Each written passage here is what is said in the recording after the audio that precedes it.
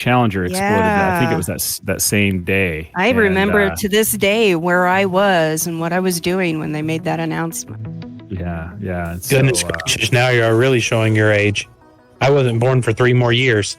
I was in middle school. Yeah, I was middle school too.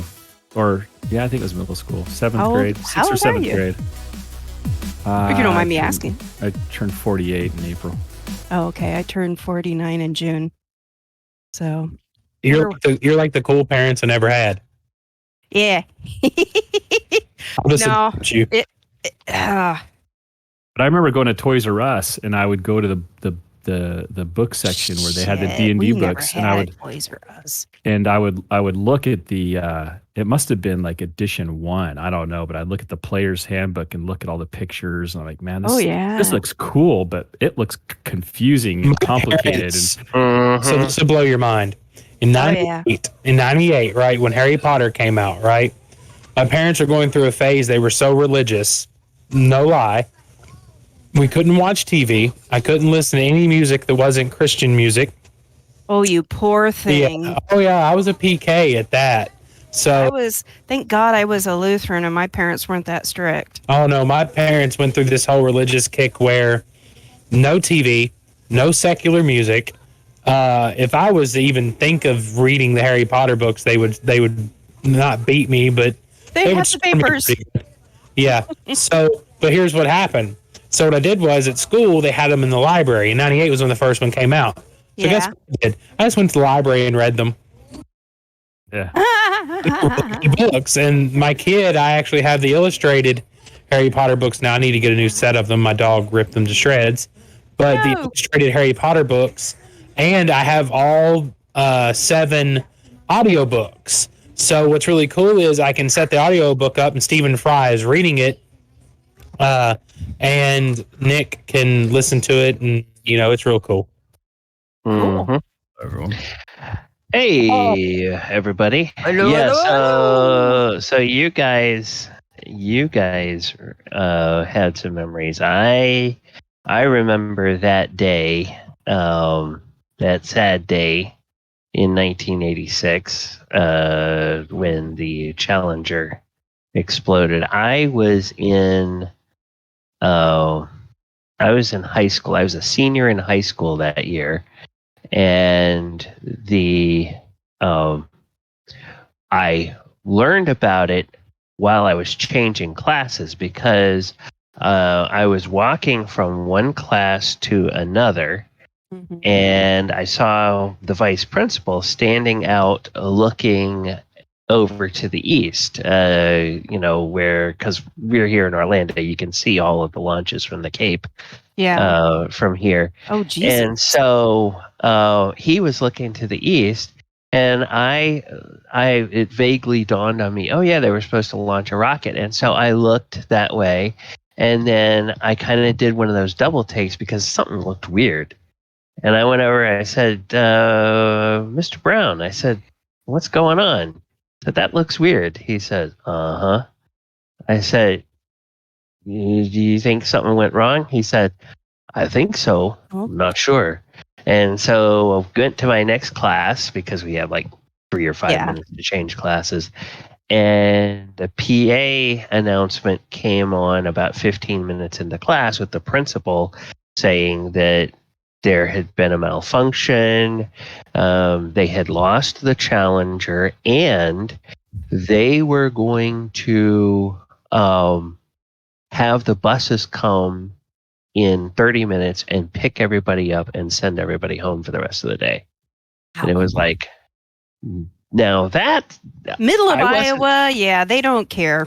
Yeah, I wasn't expecting that. That was kind of weird, but I suppose that here in, like we're 2 counties away from the coast. So I suppose we could have and watch it. Some parents who may have worked with the space program or something like that.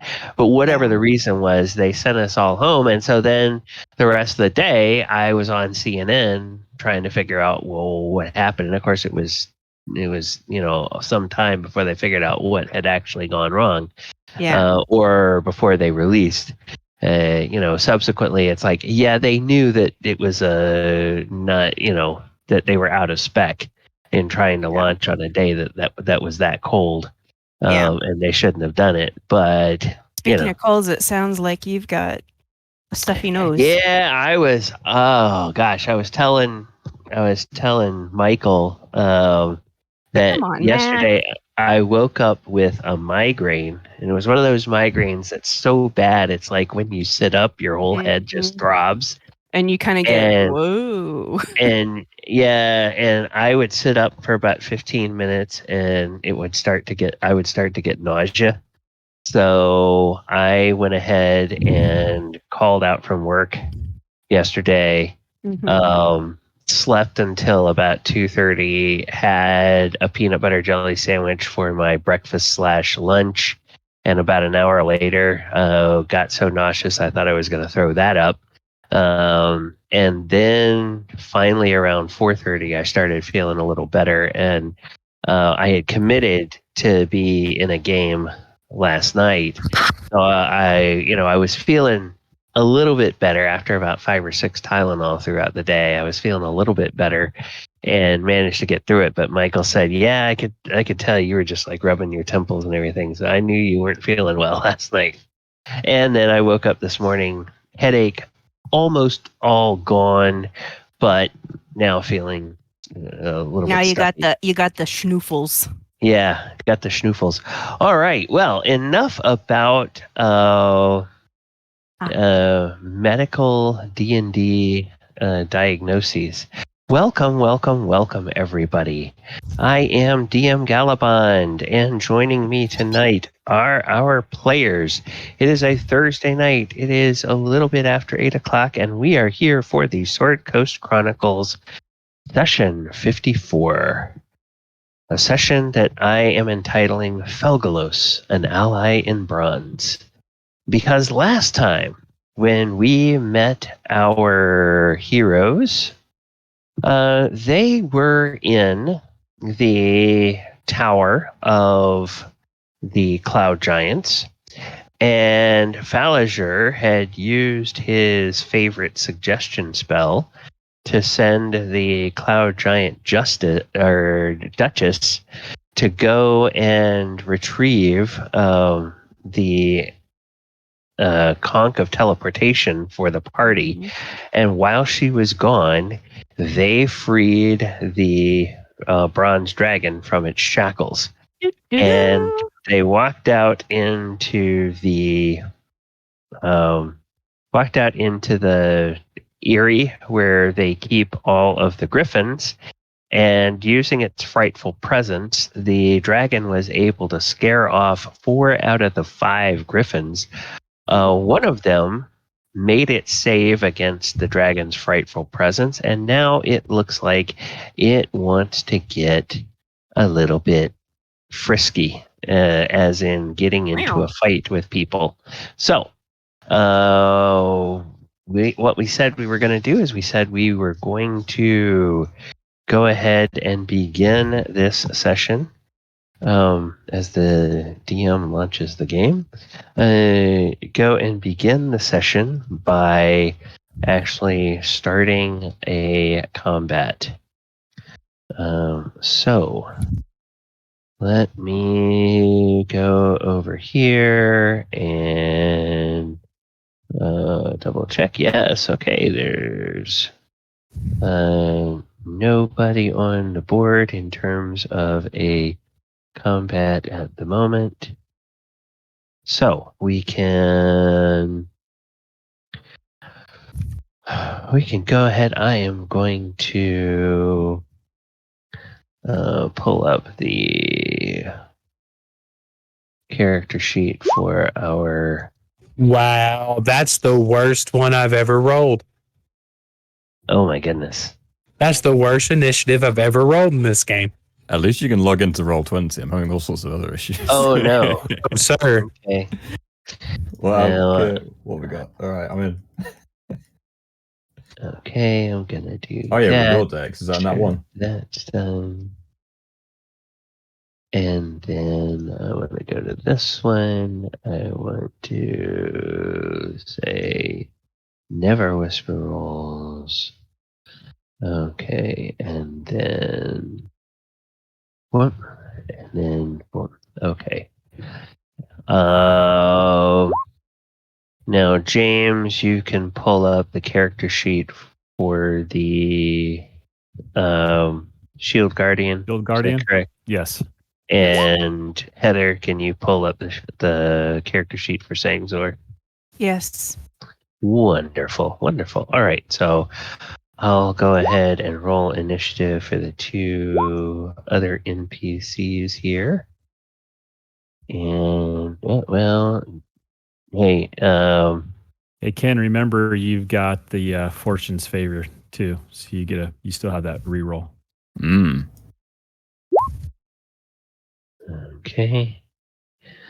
And so he's got that Fortune's Favor. So let me go ahead and we'll give you the little flame of inspiration, Falager. So that little symbol will remind us that you've got some buff on you. All right. I see Thaldor, Mulik, Falager, Crinraid. What is the other buff? It's the Fortune's Favor is the buff. Oh, I have two things on me, so I was just curious. Oh, do you have two things on you? Nope, never mind. Okay.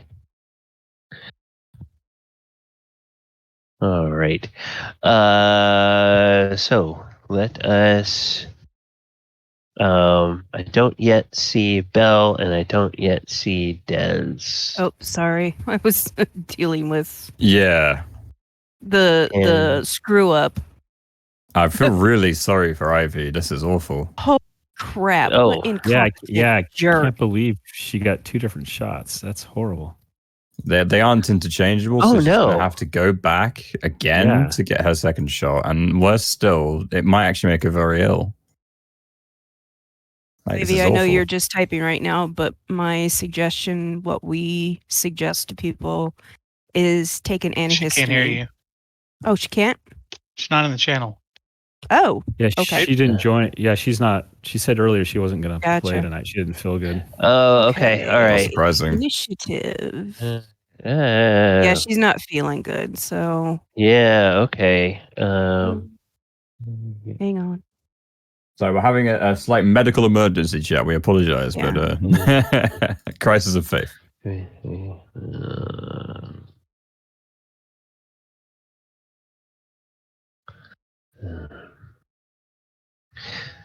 Okay. Oh, hello there, Sangzor. Okay. All right. There we go. Sorry, I had to increase the size of the map to see where my character was. Yeah. I hear you. Okay. You know, after all of this time, I finally got smart. Whee!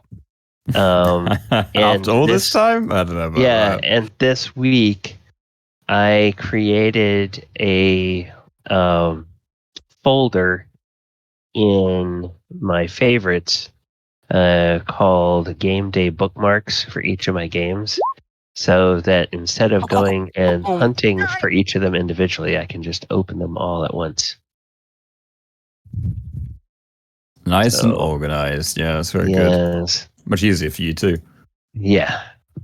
Much quicker than hunting and finding. And I'm rolling for Sangzor too? Yes. Okay. Yeah. Okay, there we go. Hey, Paul, did you just roll initiative twice because you didn't like your first roll? No, barbarians have advantage on initiative. Shit, the goat gets better than I do. I mean, I didn't like it either. You're not wrong. Okay, so I'll put it in descending order. And do I have our... Wait. Where's the stupid griffin? Is the stupid griffin on here? I thought I rolled for the stupid... No, but on the initiative. On the initiative. I thought I had rolled for it. You rolled a 6. Oh, you know what I did? I did that stupid thing where I had the wrong token. Okay, there we go. Feral instinct, nice. If you're British, you get to re-roll your initiative. Everybody right. I thought someone might be curious too, because it's one of the lesser known things about barbarians. Oh, nice. Okay, well, Krenraid. You are up first. Over here in this cage, this griffin is at the dragon and looks like it's mad and it's going to try to run over Thaldor to get to the griffin. What would you like to do about that? Well, I don't like that none, but unfortunately, I think I'm on top of one of the bird cages currently. How far up is it, do you reckon? I reckon it's about probably 20 feet tall, and I will give you a choice. You can have all of your forward movement and take 2d6 damage by leaping off, or you can sacrifice 10 feet of your forward movement to shimmy down and not take any falling damage, and then try to run the rest of the way.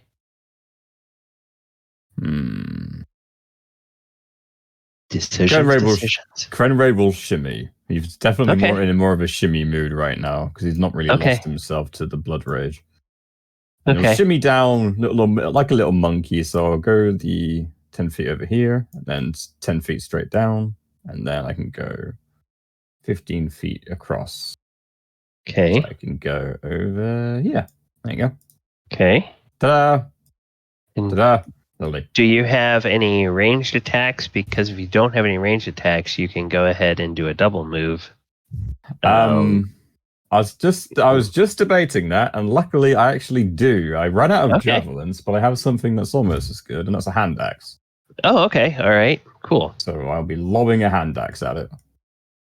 All right. So let's just double check the range. The range is 20 feet, so I think that's in the short range, right, for a hand axe? It's literally the bare, like the maximum, really, that you could throw. Okay, yeah, then so that's good. You attack normally. No disadvantage. Okie dokie, here we go. Okay, AC 16. AC 16 will hit for 8 slashing damage. So Grummer fiddles with his belt for a bit and gets a hand axe out and just lobs it straight at his side. And Thaldor watches it fly right past his head. Woof. Yeah. And it, so that's a thing. Anything else, Krenraid? Minor actions? Okay. Pass the turn. Thank you. All right, Falazur, you are up. All right. Where is this griffin? It's still in the cage or what? It's still in the cage, and the door to the cage is over here where Thaldor is. Oh, so I can't even get to the... Well, it's a cage with bars, so if you have a ranged weapon, you can go up to the edge of the cage and you can throw or shoot a ranged weapon into the cage. That's true. Or I could toll the did it. Or you could toll it. It has been damaged, true. Yes. Yes. Why is it not working? There we go. Hold on a second. That is not... Why is it not... All right, cat. It should ask me.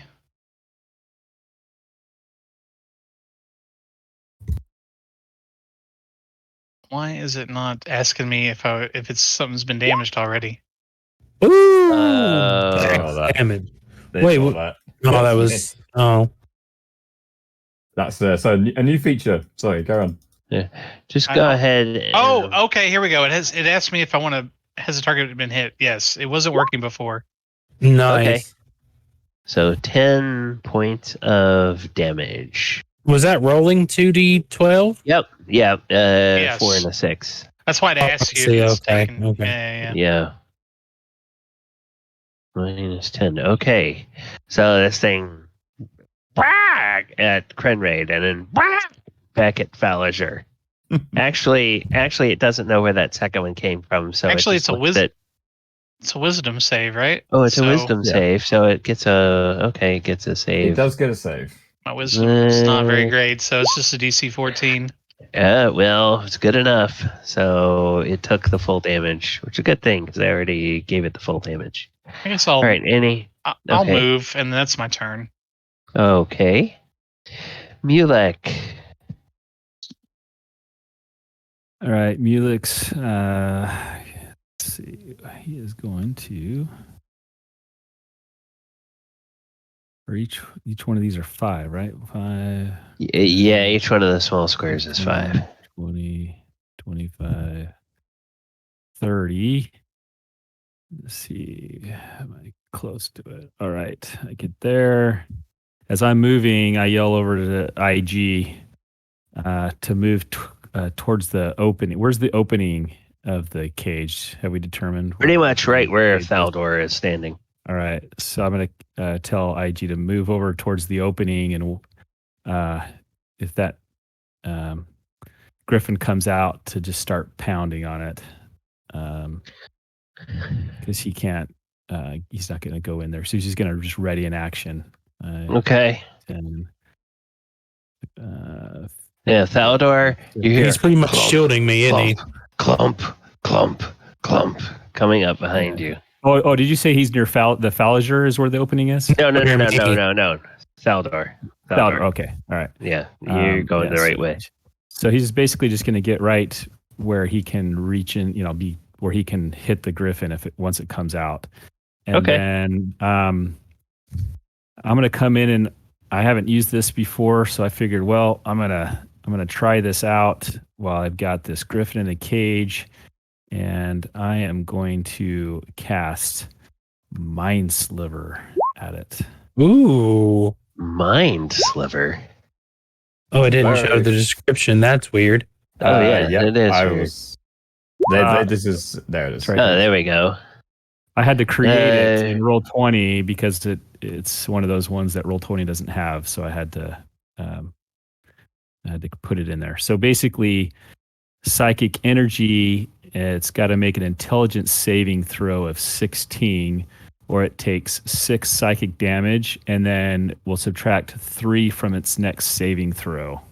Ooh. That's dark. I like that. It's very good. Ooh, what source is that one from? Tasha's. This is from Calder's. Tasha's Cauldron. Yep. Okay, all right. That's weird that it's not in Roll20. It's a problem that I experienced in another game this week. It's probably because I don't own Tasha's in Roll20. And That's probably why it's not in there. Yeah, and I don't own it either. So I had to create it. Yeah, all right. So, is that a so saving it throw? fails. It fails. So it takes a total of 6. Total of 6 damage, minus 6. And then in this one, I'm going to put a -3. So the -3 will remind me in the red circle that it has a -3 in its next saving throw. Okay, so that's your turn. Do you have IG on your same? Oh, yeah, you must. He goes at the same time. So he's nothing he can do at the moment. He's ready in action. So if that Griffin steps out of the cage, then he's gonna start pounding it. Yep. Okay, and then we're up to Sangzor. Okay. Basically on the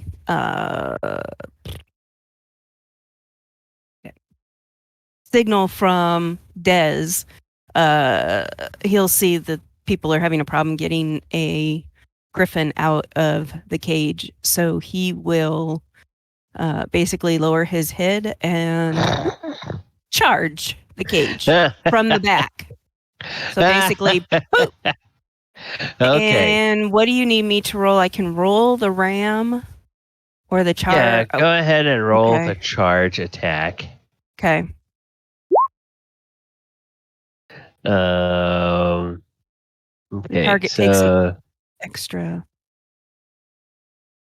The target is a creature. It must succeed on a DC 13 strength save or be well. The target is not a creature. So I guess what you would need to. Oh, the attack is a 13. I'm going to say this cage has like a really low armor class. It's like a 2.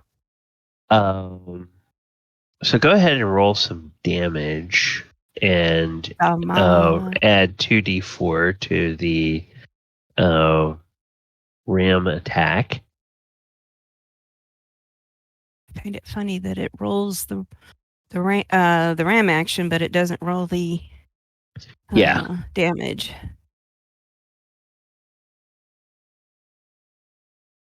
Oh, I think that's a setting in the character sheet. Woo! I am maxed. Okay. Okay, so 11 points of damage. All right. One of the bars, let's say 2 of the bars get bent a little bit, and Stangzor kind of stands there and shakes his head. Does he manage to move the cage a little bit? No, the cage is basically bolted to the floor, so it's not moving anywhere. And the cage as a unit, probably with the heavy gauge iron bars, you're probably looking at a cage that weighs anywhere from 3,000 to 5,000 pounds of metal bars that are then bolted to a concrete floor. So it's not going anywhere. Basically, he was just trying to spaz out the Griffin to try to like spook him out the front door. Yeah, and the Griffin at the goat. Anything else for things or? Nah. All right, Felegos. Felegos. We'll say that Sangzor backs off a few feet, or kind of bounces back a couple of feet off of that. So he's kind of away from that, and Felegos will go and will say, Furbog,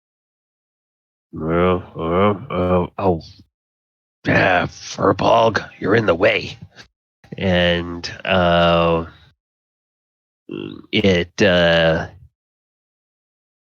it says, you all had better be worth me not frying one of you right here and now. And it just says, don't get in my line of fire. Stay out of my way. And it just sort of menacingly glowers at all of you and passes his turn. Thaldor. As I'm staring down this. Des, are you in the cage or are you on top of it? I'm on top of it on the other one. Yeah, but she's on top of a metal cage that is about to get hit by lightning. Oh, gotcha. Okay. She would be taking damage. No, you can't do anything until your turn. So I can't do a reaction of dodge. Right now. No. Like if you wanted to do a reaction, the only thing you could do is like leap, and then you take falling damage for falling to the floor. I would let you do that, but. Okay. Tonight is not my night. That is my second nat one. Just getting the bad rolls out of the way early, that's all. That's all it is, right? The damage would have been nice. Yeah. Oh my goodness. So yeah, you shoot at the Griffin and it clangs off of some bars, and the Griffin then goes, Rah! And the Griffin will come forward to the door and now it is within range of the shield guardian, but the griffin is going to attack the person that just tried to shoot it. So it'll make an attack with its beak and an attack with its claws. So beak attack on Faldor, AC 22 for the beak. Uncanny dodge. Okay, so that would be 2 damage, I think. And then AC 15 from the claws, which I think claws miss. Yep. Okay. All right. So it 25 is going to hit and deals 11 damage. 25 where? I don't see that guy. I see a beak and 1 claw attack. No, that was the shield. The shield guardian. I didn't see that guardian, either. It looks like you have that set to whisper rolls. Let me go. Weird. Let me go into the shield guardians thing, and I can, because that's a thing. No, never whisper rolls. Okay, and then add a dex tiebreaker to initiative. I know I wasn't going crazy. I was like 25. Okay. What the hell just hit me? All right, no, nothing hit you. It hit. I know. Yeah. So, all right. Just click the fist one more time, Mulek, to make sure that it is set correct. Now everybody sees the fist attack. Okay. All right. So the 25 hit, the 9 missed. It just gets 2 attacks, right? Yeah, 2 fist attacks. Yep. Okay. All right. So the 19 was just a test. Doesn't count. However, with that fist attack, the griffin is bloodied. And Des, you are up. I will give you the same option I gave Crenraid. You can sacrifice 10 feet of your movement to shimmy down and avoid taking falling damage. Yeah. I'll just go ahead and I'll shimmy down. Bloop. Okay. And then that thing is right at the door, so if you have the movement to get up to it, you can do a melee attack, or if you prefer to stand back and do a range attack, you can do that.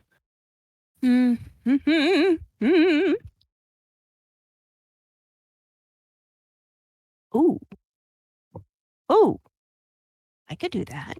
Let me check, make sure I still have it. I haven't used it yet. Sorry.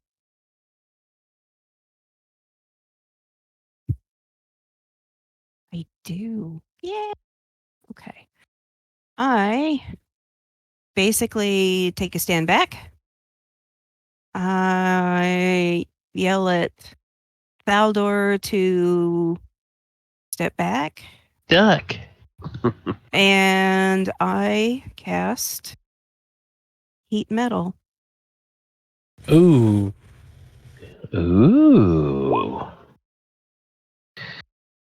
All right. So, Heat Metal. I can here. All right. I pulled it up. Oh, okay. So manufactured object, any creature in physical contact takes 2d8 fire damage. All right. So it takes 6 fire damage. And let me just check one of its abilities here. Doesn't it has to do a Constitution save, right? So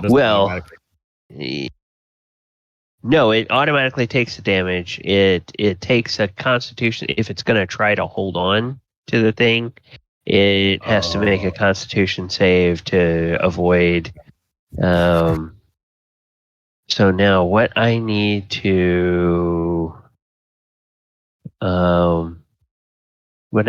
see is I need to see something about its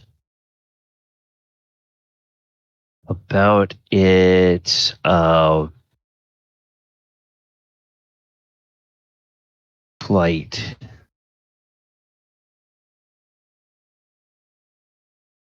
I think because it doesn't say it can hover, I think that means it cannot hover. Does it have a fly speed? It has a fly speed of 80 Then feet. it can hover, yeah. Oh, 5e, they've taken away the designation of whether it can hover or not. If it can fly, it can hover. Like okay, some monsters still have the indication, but as long as it has a fly speed, you can hover by maintaining your height. Okay, so its reaction then is to give a little yelp when it takes that damage, and then it just starts beating its wings, and it hovers away from the bars. So it's not in actual contact with the bars, Des. Okay. That's a good resolution because it has to drop it. So reaction makes sense. Yeah. So that means it's not even making a save to try to stay in contact because it doesn't want to keep getting burned. Okay. Nope. That's right. fine. And we're back to the top of the round. Crenraid. Well, I know something's up. Some weird finger waggling, so I'm just going to look at his ass and go, wait, so can I go in and start stabbing at it or what? It's hovering, I guess. Yeah, but then you're not going to tell him. You're not going to tell him that the cage is hot. Oh yeah, sorry. I was kind of like, well, I just heated up the cage, so don't touch the metal. Oh, metal bad, right? Metal bad, metal hot. Okay, we're not touching cave. Oh, I've got. If you could do that again, I've got another hand axe. My other one's still embedded in it. If you want to use it on that, but yeah, you want to do your finger waggling and stuff. So your thing is your axe is embedded in it. Yeah. Okay. Well, when it gets around to me, if he's still there and still has it, then I'll do it. All right, rolling another one. So I get a clearer shot. So I'm a bit smaller than Faldor. Trying to think about this. I can move a little bit like your way. The cage door is wide enough for this large creature to get in and out with some room. So and it is hovering, so it should be able to go somewhere like here hovering. And aim up. Yeah. Okay. Right. Do that. Lob an axe at it. Okay. Just make this a reckless as I spin around like a Herculean fighter. Just don't roll a 1. Yeah, that's why I'm just making it a reckless. So roll advantage. Yeah. Nice. 24 for 8 points of damage. All right. It says, and more feathers fly off. I'm gonna need it back, you big damn turkey. Anything else, Crenraid? That's it for me. Thank you. Okay, Falasher. I don't need to waste anything substantial in this thing, so I guess it's back to Toll of the Dead. Toll the Dead. It's a great spell. Cantrip. I don't blame you. It's a spell that Deckard Cain would use. Oh my god, I knew you were going to do that. Yes, it is. Diablo is coming. Ball is with them, and so is Mephistopheles. All right, so DC 14 Wisdom save. It made it that time, so it takes 4 points of damage. Even with the -3, just saved. Man. Thank you for reminding me. Yeah, 14. Okay. Glad you remembered that. I completely ignored that -3 in that circle. I'm going to back up so this dragon can breathe on it. Okay. All right. And Mulek. Is IG within striking district? Oh yeah. Yeah, he can make. Hit him again, IG. So IG's gonna just bring the fists. Hopefully. Bring the pain. Bring the pain. 19 will hit. And with that attack, Mulek, how does IG kill this Griffin? Oh, he just smacks it right in the head, and it flies against the metal cage and collapses. Okay. And it falls, and Felegos says, took you a bit of a time, but that was well done. And, now that we have dealt with their pets, let's go deal with the owners of this place. And to okay. be fair, she's gone. She'll be back shortly. She can bring me what we were looking for. And we can deal with her. Ambusher. Yeah. What I was thinking. I mean, if you don't mind holding on to your furious wrath for just a little bit longer. Are you trying to make a persuasion check there? Yes. Challenger? Yeah. Okay. So go ahead. Bards do the track and the so wait a minute. The memes. and sir, you can eat the griffin if you'd like. No, you can't have it, Grinraid. Let the dragon eat the griffin. No, I'll get my axes out of it first. And I guidance myself before I do that. Do I make it a disadvantage or normal? This is an ally, so make it at normal. There's no reason to make it. At least it's an enemy of your enemy.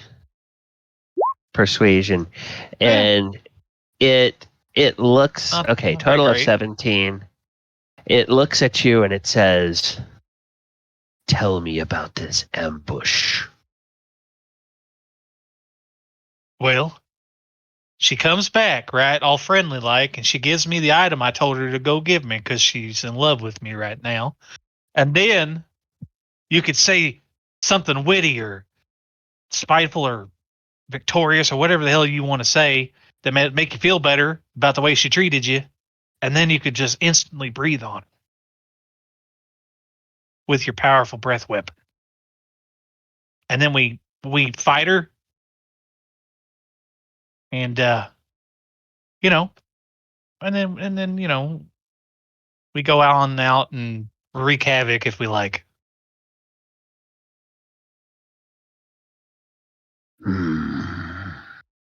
Very well. As long as you will not deny me killing her, I will accept this. Now, where will you position yourselves so that you will not be in the path of my breath? Thalor speaks up behind you, preferably, or beside you, so that would be more preferable. Well, out of character. He did. What was the condition that he said that I could actually ride him into combat? Oh my God! Here we go. Last week, what was the condition? I can't remember. If we prove ourselves worthy. Yes, if you prove yourselves worthy, and defeating a griffin is not a challenge that he thinks is saving his life isn't a worthy challenge. Okay. All right. Duly noted. Hey, this is a dragon. Dragons have an ego the size of Manhattan. So it's like accurate. Well, Mulek, where do you think we should stand? I mean, we should spread out. I mean, you can do stuff from ranged if you want, or I could stay up front, or what are you thinking? Well, yeah, like Thaldor said, either beside or behind this wonderful dragon here. Okay. I assume she's going to come back through this door, right? Yeah. I mean, this is the only obvious entrance into this place is through this door. Well, we want her to hand us the conch first, I imagine, before we attack her. Right. That's what she's. Yeah. Well, that spell you cast. How long is it good for? That's I think good from what I think 8 hours. Yeah, it's 8 hours or until the task is done. So in this case, as soon as she comes back and gives me the item, she's gonna be like, "Wait, what the f just happened?" Yeah, and then I guess I'm just gonna have to get breathed on because I'll be out next. No. I got an idea. Don't have to get breathed on.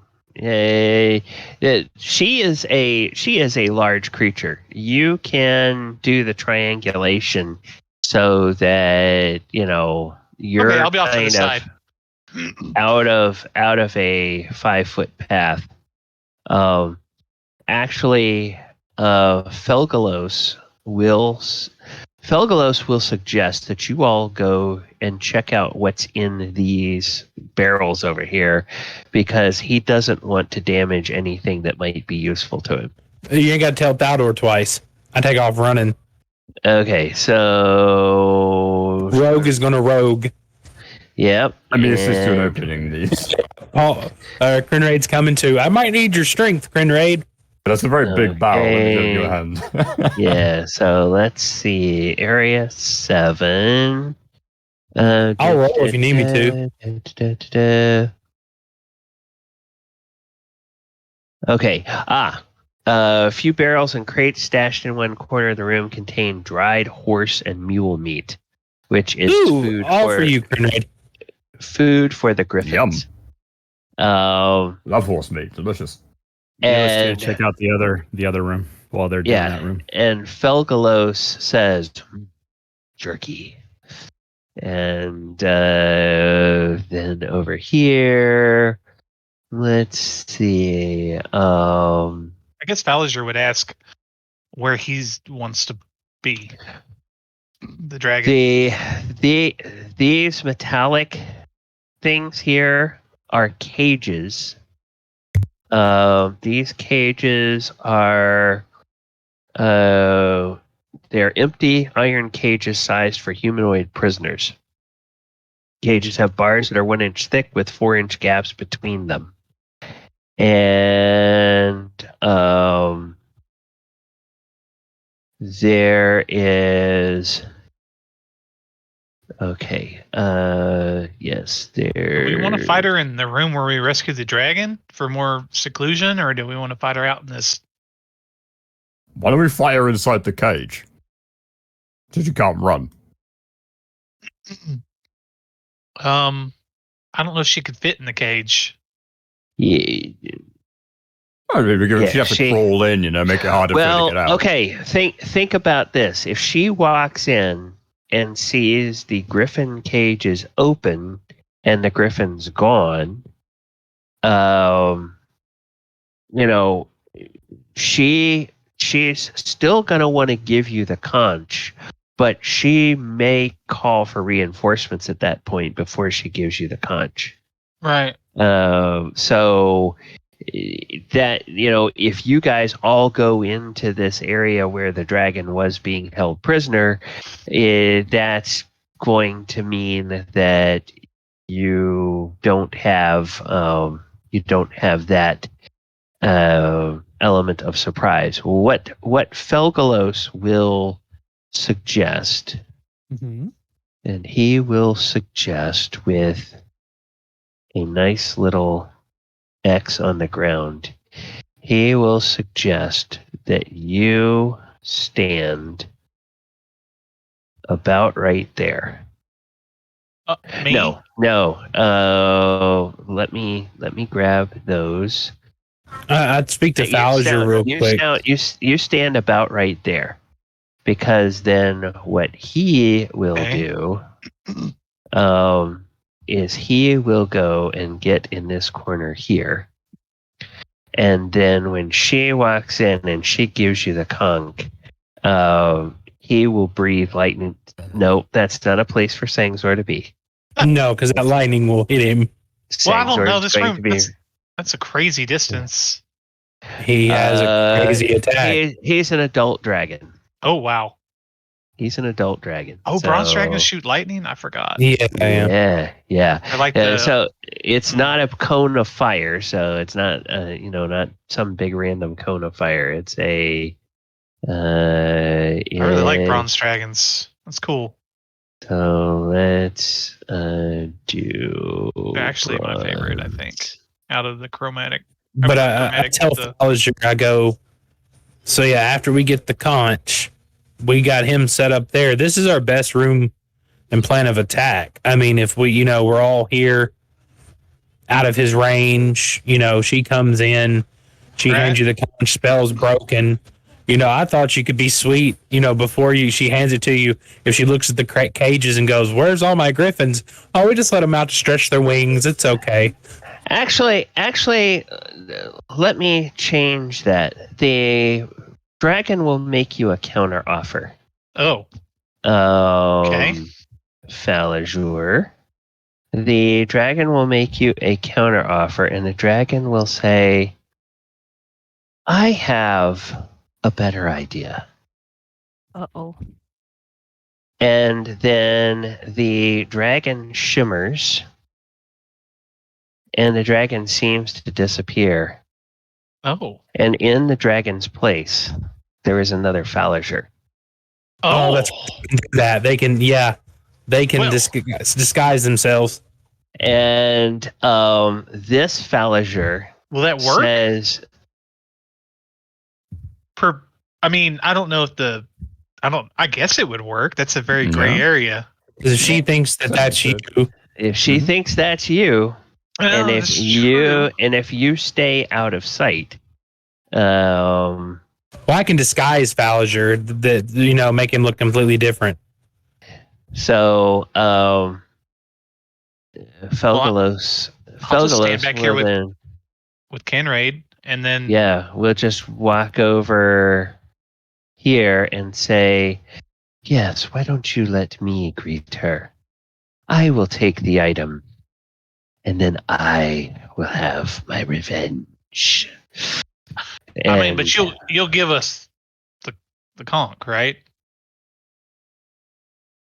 The conch is but a bauble compared to the riches that are in this castle. Hey, I'm just making sure we haven't changed the deal. That's all. Sounds good to me. Do I need to put up a contract real quick? No. I would have driven the dragon even sign it. Look at his massive hands. He's in human form right now. He could sign it. Yeah. Oh. Yeah. True. What does Kenray do when he sees his? I don't know. I imagine it's not like instantaneous, is it? It's more like it's kind of like a thing where the dragon shimmers and then it rapidly begins to shrink. And as it shrinks, it becomes more and more humanoid. And then finally, it looks exactly like Falegos. You see the two of them standing next to each other, and it's like they're twins. And Des is kind of like, that's scary. I'm a little worried. Luckily, I'm a little worried what Kenray does.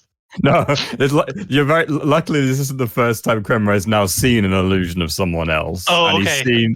And he has seen Des shapeshift a bunch of times, so he's more curious as to whether he's always a human being that transforms into a dragon or a dragon that transforms into a human being.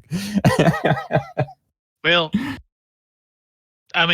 do I see this kind of look on Kenraid's face? Insight check. Oh yeah, it's absolute blind curiosity. There's no insight needed. He wears his emotions on his head. Not on his face, on his head. Kenraid, some dragon species, they prefer to be in human form instead of their normal form. They like to be amongst people. Does that make them humans that are dragons or dragons that are human? Well, they're still dragons. They're just magically transformed into kind of a, I guess, what is that, Mulek? Is that more like a true polymorph kind of thing? Sure. Oh. I don't know. I, of course, know exactly what you're talking about as he turns away. Both Falegos history. Yeah, both Falegos and Mulek could make history checks with advantage based on their knowledge of dragon lore. Wait a minute. I speak Draconic. Yeah, you've learned the language. But you studied. The reason you learned the language, I'm going to say, is because a lot I get of advantage. secret tomes or treasure maps or magical items or descriptions of magical items are written in Draconic. Makes sense. Yeah, it makes sense. So, Thaldor is like, what is going to make me money? Draconic is going to make me money. Exactly. And 18. Okay. So 18, 17 and 18. Yes. You both know that this is an ability called change shape. It is akin to the polymorph spell, but instead of taking on the form of a beast, it allows it to take on the form of a humanoid, and if it's a humanoid it knows or it has seen, it can become an exact replica of that humanoid or an exact copy of that humanoid. And then when Falasher starts to explain to Krenraid about some dragons preferring to live among humans, the bronze dragon sneers and says, "Yes, that is a fault of the silvers and the golds. They prefer to be among humanoids. I think there is a reason they are called humanoids, because most of the time they are just annoying. No disrespect intended, but I prefer solitude, and I only take this form when there is a good reason. Fortunately, you all have given me a very good reason." And in Draconic, I say, glad to help. And then it says, "Do any of you know healing? My captivity has seen me somewhat injured." Well, I mean, yeah, I can heal. Oh, sorry. Mealy, did you want to? What can you do? Well, I just raised my hand. I go, I can do a little bit of healing. I can do lesser restoration. I do not need restoration of anything except hit points. Well, and it shows you. It shows you even in this form. You can tell, like, on the kind of on the back of what would be Falasher's shirt, you can see that there's a little bit of blood seeping through from, like, weeping wounds. How badly are you hurt, my friend? Oh, I am down to maybe 2/3 of my full health. Well, I imagine that's pretty substantial given your nature. All right, well, I was planning to save one of these, but here. And he walks over to him and I touch myself. I sure hope that me and you can ride into battle. And he casts Cure Wounds on him at 4th level. Okay. Ooh. 22. Nice. All right. Nice. And whoops.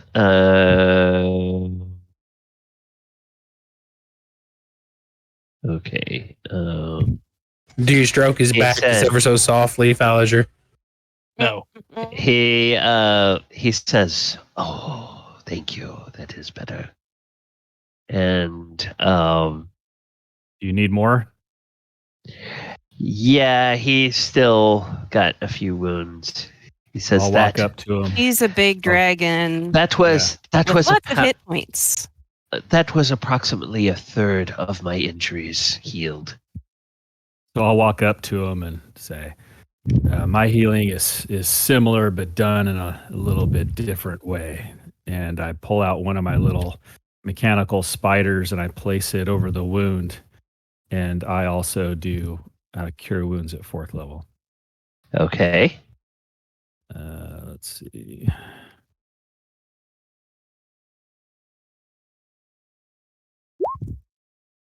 Whoa, what? That did not do it. That didn't do it right. What happened? Ooh, it might have because no, it didn't. 3d8, 5, 3, and 1. Oh, 15. What? Yeah. What 1 times 3d8?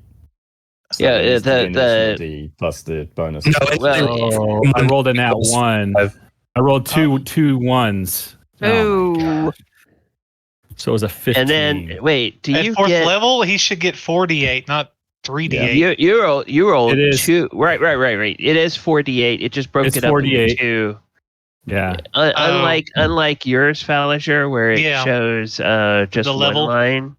Right. His does 3d8. One of those 3d8 was a 1, and then his bonus is plus 5. His 4th d8 was also a 1. Falager So, sees this, and he notices that didn't particularly do that great of a job. So he's just, all right, buddy, I'll one more time, and he'll cast another 4th level. Woo! Okay. There you go. All right. Gosh darn. I don't know what you guys are doing, all this finger waggling nonsense, but it looks great. He says, yes. That's the ticket. Thank you. Actually, thought I had a potion or something on me. That probably wasn't very wise because if any of you die, I can't revivify you. So, whoops. You know what? I just realized. I just realized something. Yeah. I cannot do my cure wounds at a 4th level. Oh. Because it's it's my artificer spell. I can only do it at level 1. Sorry. So he only got 6 from me instead of 15. Okay. Yeah. Wait, since I'm so hang on, everybody. So let me do.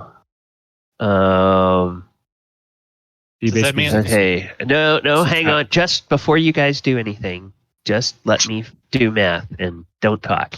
Actually, talk amongst yourselves. Don't talk to me. Got you.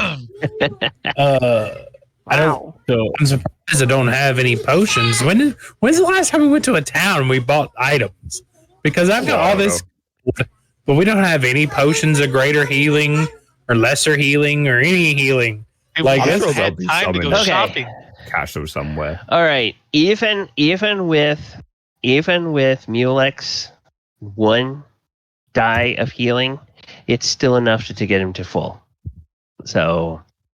Okay, I'm just so checking. you guys, I have 1 level of cleric, but I can still upcast that spell, correct? No. You can only cast it to the spell level you have of that class. Hold on. I think that's correct. Okay. Let's do our favorite thing. Let's do a rule bookkeeping.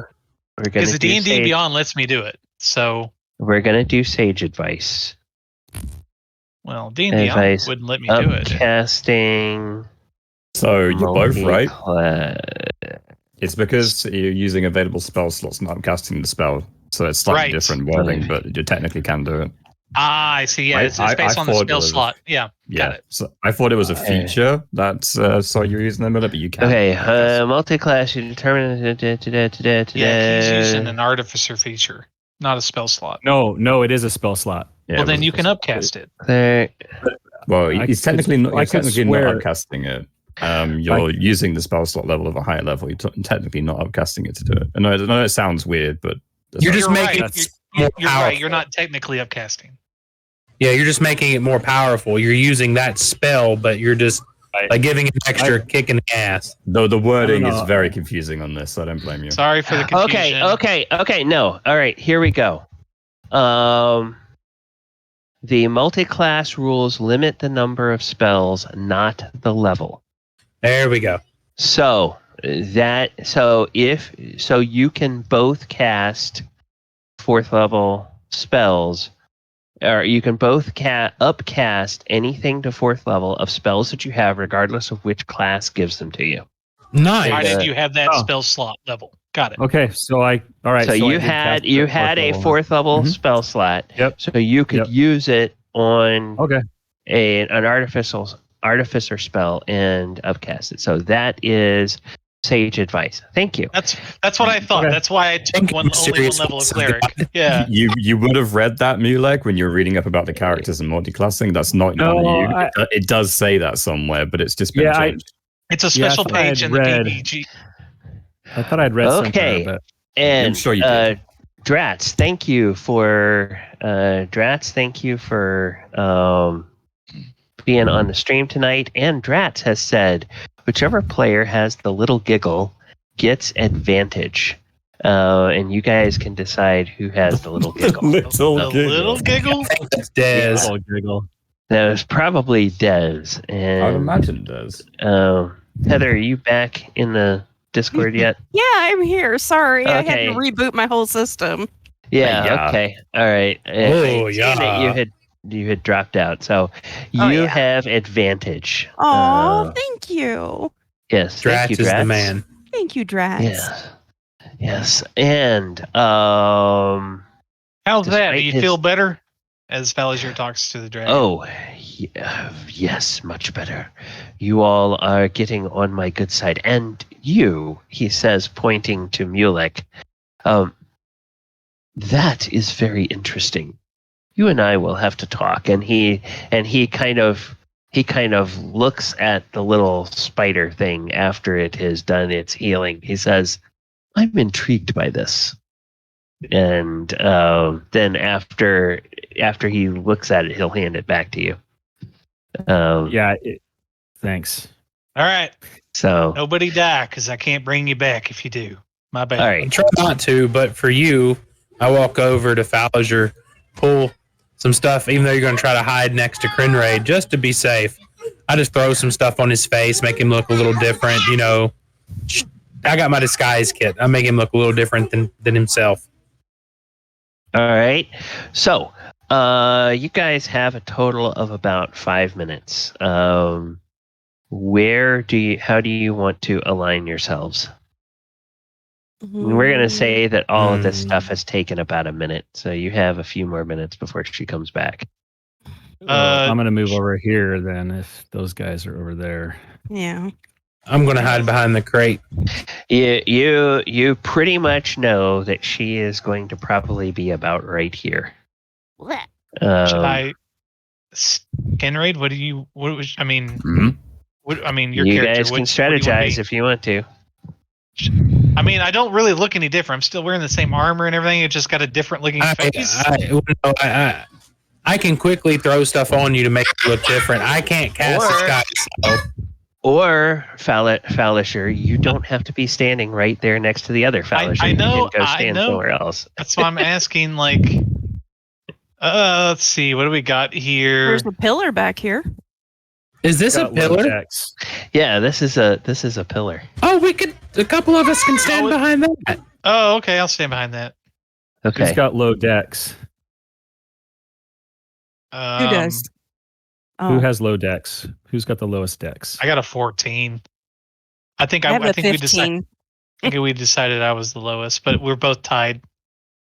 All right, I'm gonna give you this also. I cast it on myself just a minute ago, and I'm gonna cast it on you as well.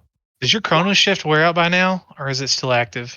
It's good for an hour. Okay, good. We're still good then. I just gave you Gift of Alacrity. Okay, cool.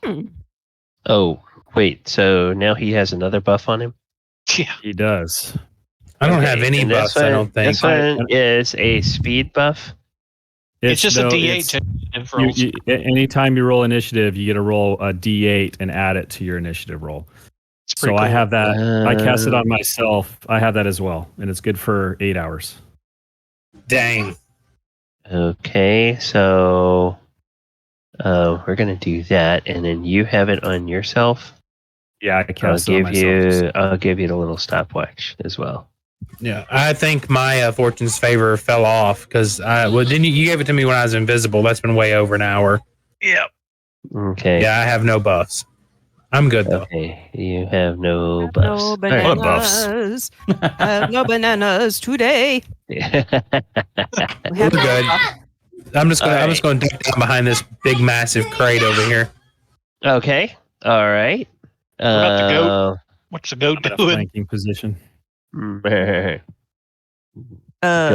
Goat can go hide behind a crate. No, he can't. The goat can go hide in this other room.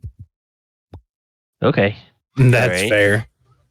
There we go. Crinraid, come here. Or you can stand with Falager. Maybe. I'm standing with the dragon. Yeah. Yeah, that'll work too. Yeah. Yeah, just in case my big, small, my friend over here, doesn't get her on the first blast, I'll be ready in position to assist. Good man, Crinraid. Good man. And I look at Mulek. He's gonna die. And and Falager, the dragon, turns to Crinraid and says, your kind and mine don't have a very good history with each other. Almost as bad as the history of giants and dragons. It's been a mixed bag for me personally. I met some really nice dragons and some dragons that killed everyone I've ever loved. You're not that person, so, as far as I'm concerned, it's just a bit of disdain at the moment. The ones that killed those you loved, they were chromatic. Black dragon. Oh, yes. I hate all chromatic dragons. I live to sink my teeth in the flesh of any black, blue, red, or white, or green that I can get my claws on. Then me and you are going to be best friends, because there's one I really need to kill, if you get my meaning. And I'll do almost anything to accomplish it. Well, after we finish our business here, we'll talk. I'm looking forward to that discussion. and so everybody is pretty much where they want to be at this point. Yeah. And I squeak out after hearing that. And I tell Crinraid, just let me write the contract up if you're going to do that first. We'll just do it in blood or something. And then you guys can hear. Actually, you can see, because I don't think the door would have been closed, unless you all closed it. You guys can hear the footsteps of the Countess coming down the hall. And Crinraid, in air quotes, Falager next to you, he puts on a winning smile. And he says, "Oh, my love, thank you." And you see that she indeed has an item in her hand. And this item is looks like a large conch shell. The conch shell measures about 2.5 feet long, and it looks like it's pretty hefty, although, of course, it looks small in the giant's hand. And there is a rune inscribed on the inside of the conch shell.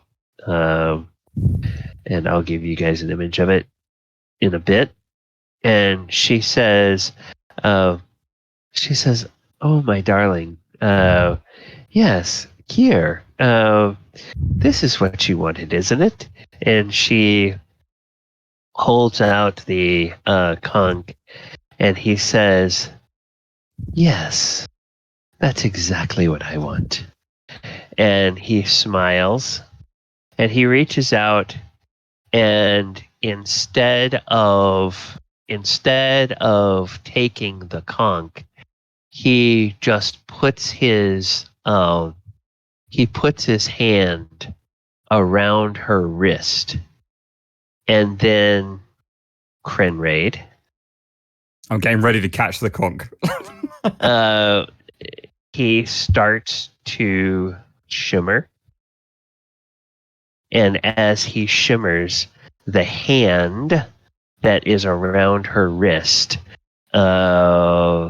turns into a reptilian type claw, and he gets larger and larger and larger, and then finally he is an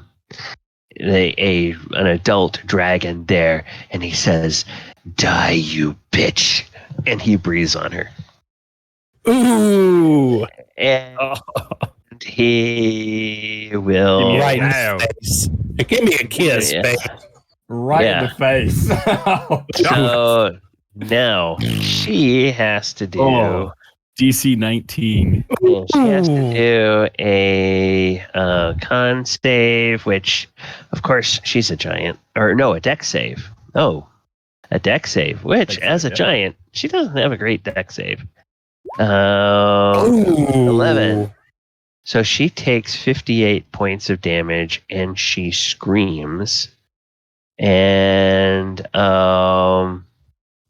she is going to let the conch drop.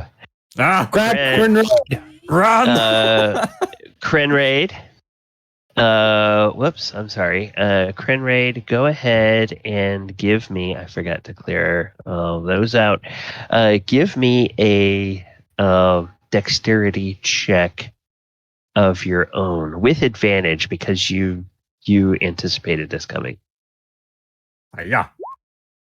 Oh, racing through the air like a nimble tiger and grab it as it falls. You grab it, and I'm gonna say with a natural 20, I am gonna give you, in addition to that, 10 feet of movement. So you can flavor this as you tumble and grab this thing out of the air and roll to an advantageous point. So you can put yourself anywhere you want to be within 10 feet of where you started. That's very generous, my friend. And getting between the dragon and the giant is probably not a great idea. No, I'm not trying to. She's like, I'm not that dumb, people.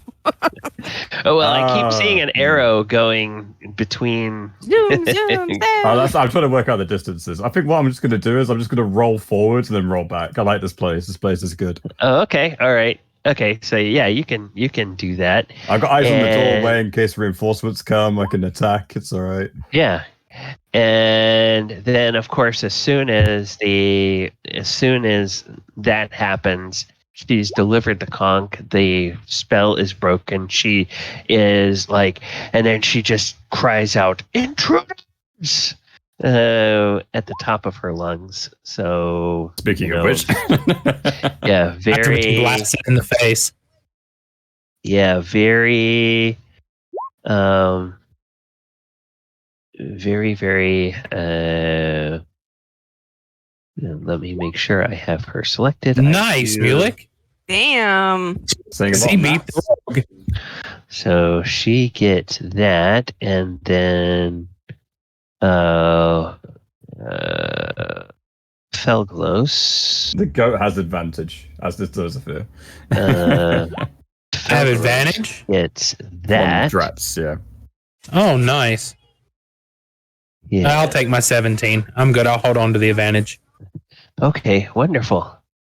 All right. Yeah, the goat gets advantage. Thank you, Drats. Drats is having fun. Yes, he had a question as well. He did. For Gally. Okay. Question: Are characters truly aware of their own stats? Aware of their own stats in comparison to others. I think relatively.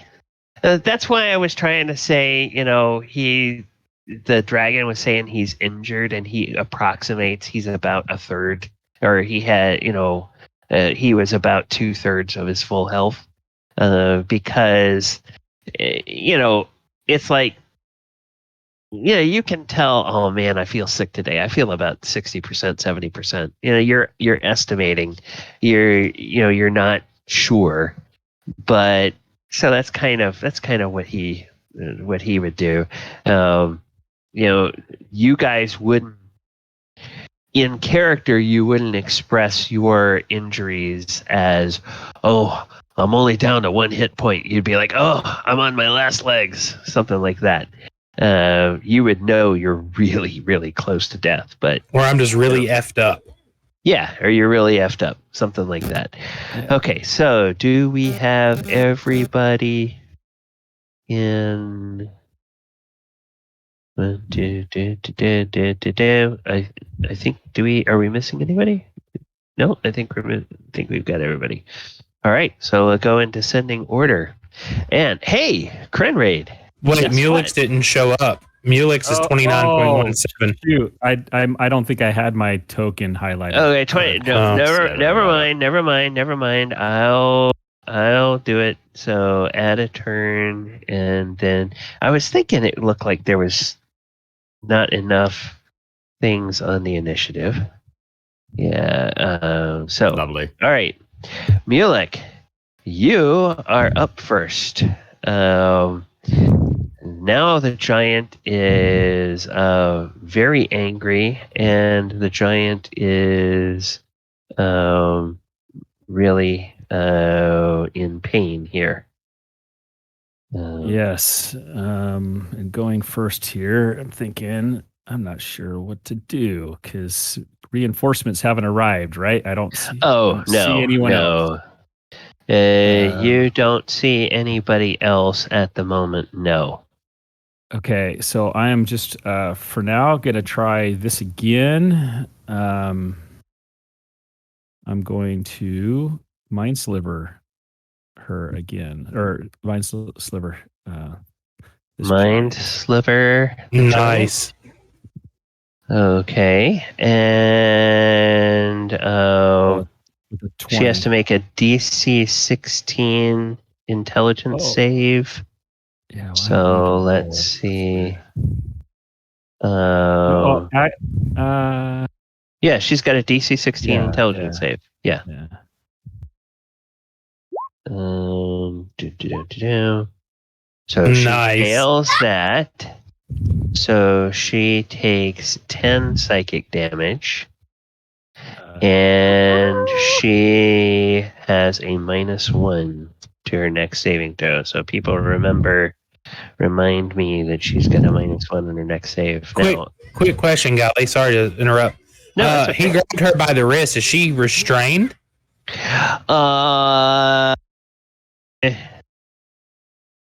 Is she restrained? Is she held or grappled?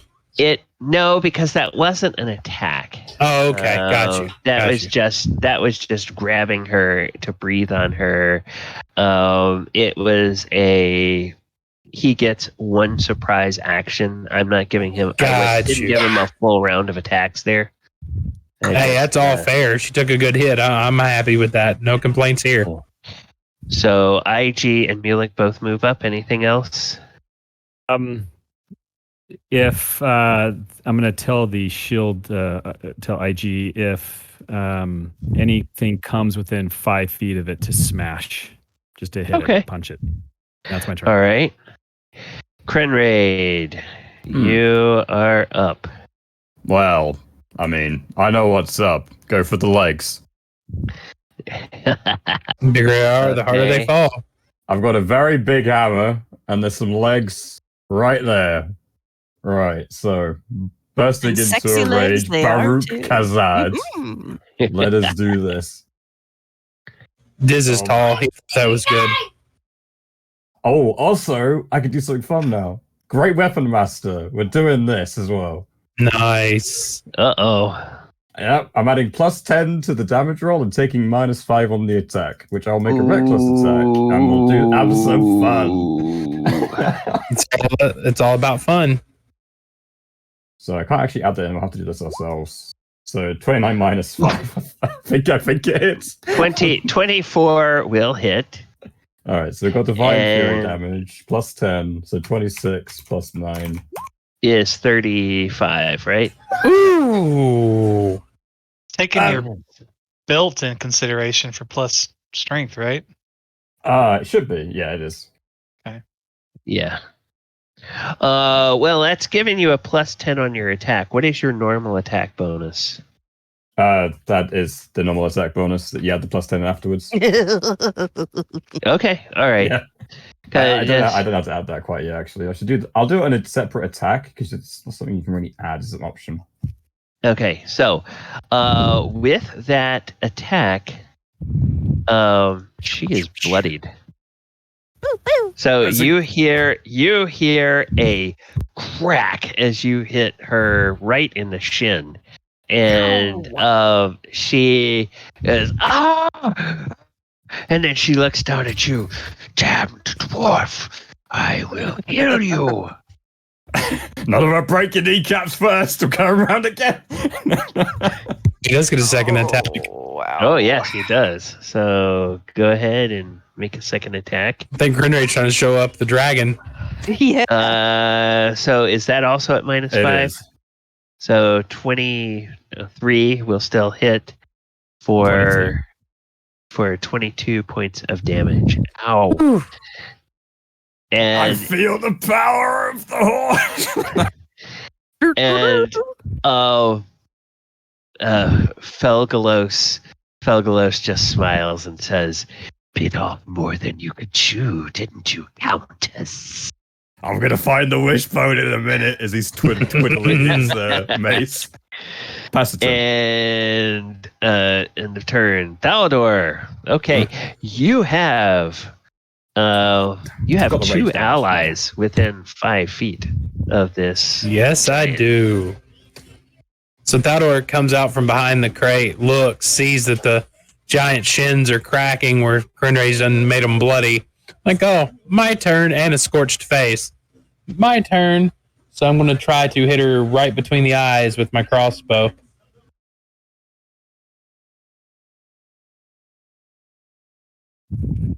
With a 24. So a total of 21 damage. I rolled low on the sneak attack. You get advantage because you were hidden. Ooh, let's see if I get a nat 20. Yeah, let's see. Yep. I'll roll again. Advantage from Drats too. Oh yes, and Drats gave you advantage. So No, on the second one. No. Okay, yeah, better to hit on the first one. So we're gonna go with the 21 damage. Yes.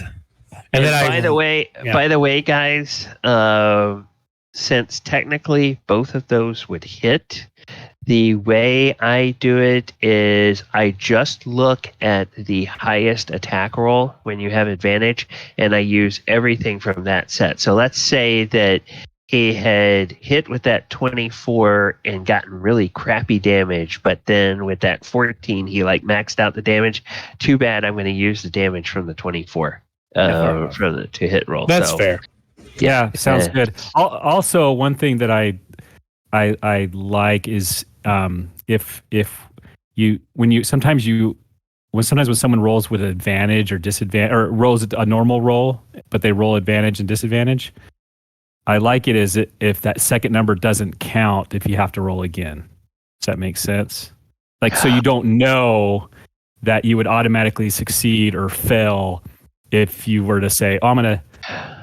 Because there's certain. Okay, well, if you, that's a. It kind of takes away the fun if you know. Oh, you'd already rolled it and you knew if it was what the number was. Then that's something that you guys can control in whether you use Roll20 or whether you use D&D Beyond. You can set up your rolls where they always roll advantage or they never roll advantage. So if you set it to say never roll advantage, it will only roll one time, and then if you have advantage, you can click it to roll again. Yeah, see, I have to every additional time. No, I'm not really. I'll when it comes up, I'll bring it up. It only happens on certain circumstances where, it's hard. Yeah, never mind. I'll bring it up next time I see it in a situation. Okay. I just got a Hard to natural explain. stealth. Where is my topped out stealth? 31. Oh my goodness. Ghost. I'm hiding Where'd behind you that. go? Right? You looks back. Where's the door? Dun, dun, Da-da. dun, dun, dun, dun, Where'd who go? He's got to get all the gold. Doors of Fear. Yes. There's. I'm sorry. Desarians. Yes. There's the goat is up. What would you like the goat to do? Okay, so he just breathed fire on her. Breathe lightning. Breathe lightning, and Kinraid just did a Whacked 1-2 the hell punch. out of it, and Thaldor just shot it.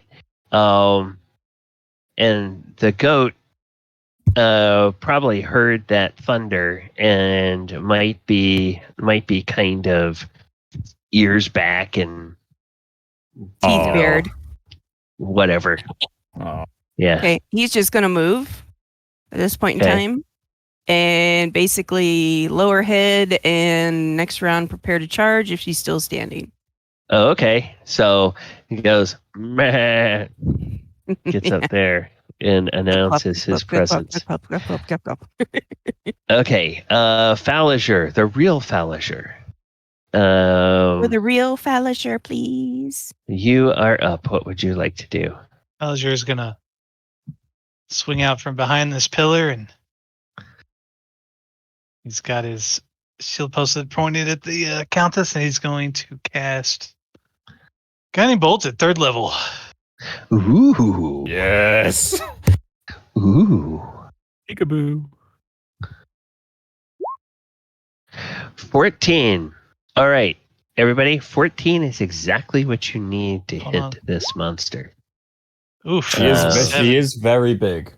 So actually, yes, I'm gonna use the chrono shift on that first roll. On the second one, right? On the second one, yeah. Okay, well, if you re-roll the attack, it re-rolls the damage, so no guarantee. Yeah, I understand. The second one was a miss, though. The 7. No, I rolled with advantage, but I just. Oh. Okay. If you use Chrono Shift on advantage, you roll both of them again. Okay, well then I'm going to do that because it's a high level spell. That's my goal. Oh. So 25 and 9. So the 25 for 23 points of damage. Okay, she is looking pretty rough at this point. That's my turn. I rolled back. Yes. And then Felegos says, You all are actually more you are more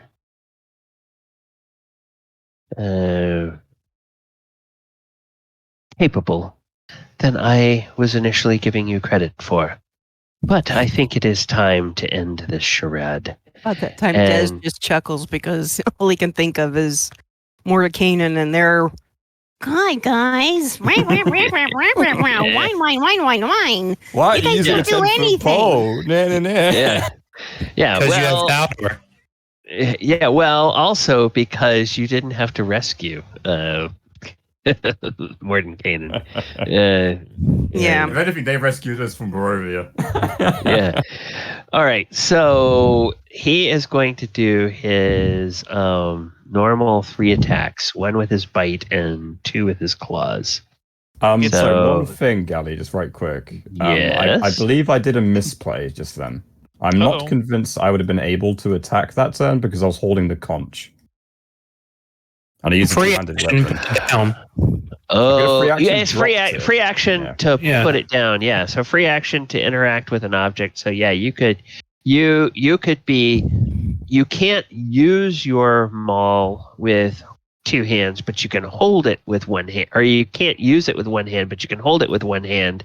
So you could grab the conch, set it down as you get back to your feet, and then grab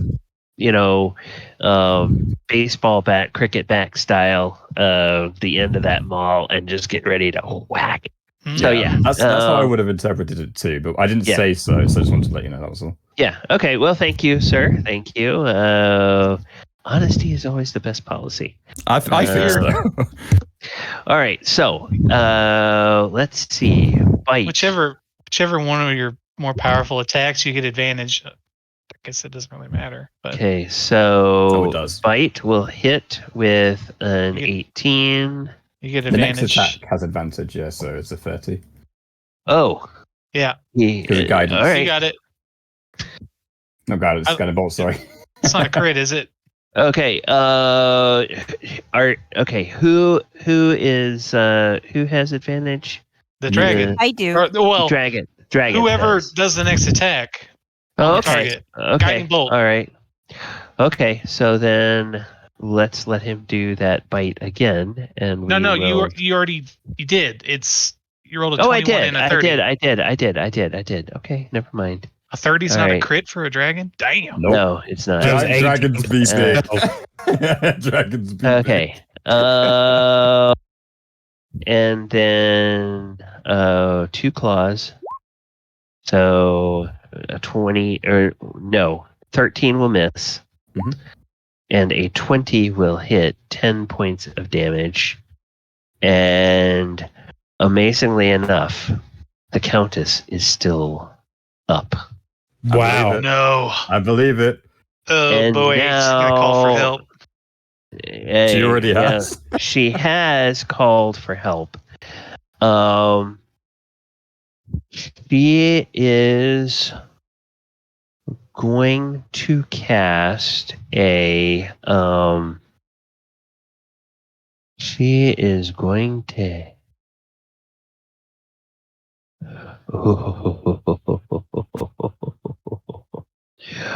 okay. Ooh. Oh, that doesn't. That's not nearly as good as it was in the old editions of the game. There's a few like that, I'm afraid to say, Gally. They really mix up the meta here. Yeah, they are. So she is going to cast a spell, and she will do this. She will do one of her casts of Misty Step. I knew it was coming. It's 5, 10, 15, 20, 25, 30. I counterspelled you. Oh, counterspell. That's what we were all laughing our butts off about. Oh. I knew it was coming. Yeah. That is just a 2nd level spell. So yeah, she it fizzles. And she then looks at, let me just double check, is Misty Step an action or reaction? It's a bonus action. It's a bonus action. Mm-hmm. All right. So she's just going to, she doesn't have anything, so she's going to make a weapon attack. She will she will make her fling attack. And she is going to make her fling attack against the guy, the dwarf with the maul. Oh, goodness. Good idea. So, you need to succeed on a DC 20 Dex save. Is reading that nat 20 again. I will actually get advantage on this because it's a dex save, thank God. So we'll see. Yes. So target must succeed on a DC 20 dexterity saving throw be held up to 60 foot horizontally. God, I love giants. They're great. Right, here we go. She could almost throw you out the window. Oh, I think she can. Well, 60 feet. Yeah, let's see. Very close. Very There's close. a cage. She does this lob. She lobs you over, and that's part of the reason you take so much damage. Hey, hold on. I got a question. Yeah, go ahead. How high was he thrown? Oh, not high enough to hit the ceiling. These cages are like 20 feet tall. The ceilings in here are like 40 feet tall. So she could just lob him over that cage. Okay. Well, then, as a reaction, as I'm hiding behind this pillar, I'm just like looking at Dez, and then the corner of my eye, I just see like Kenraid start flying past my field of vision. Yeah. And as a reaction, I cast Featherfall. Nice. Oh. All right. So as a reaction, you cast Featherfall, and Kenraid, you feel this giant she grabs you in this big strong hand, and she says, "Die, you puny dwarf," and throws you towards the window. And you arc up, and you realize, okay, I don't think I'm going to go out the window. And then just as you get beyond the cage, you're, instead of coming down with a crunch, it's like something grabs you, and you float down to the ground, and you still land prone, but you take no falling damage. You just hear Faerun shout something out as you're about to like get close to boom. Yeah. And all right. I don't know which one of you finger wagglers did that, but thanks. You're welcome, buddy. That is teamwork. And the giant, she's just so pissed at that.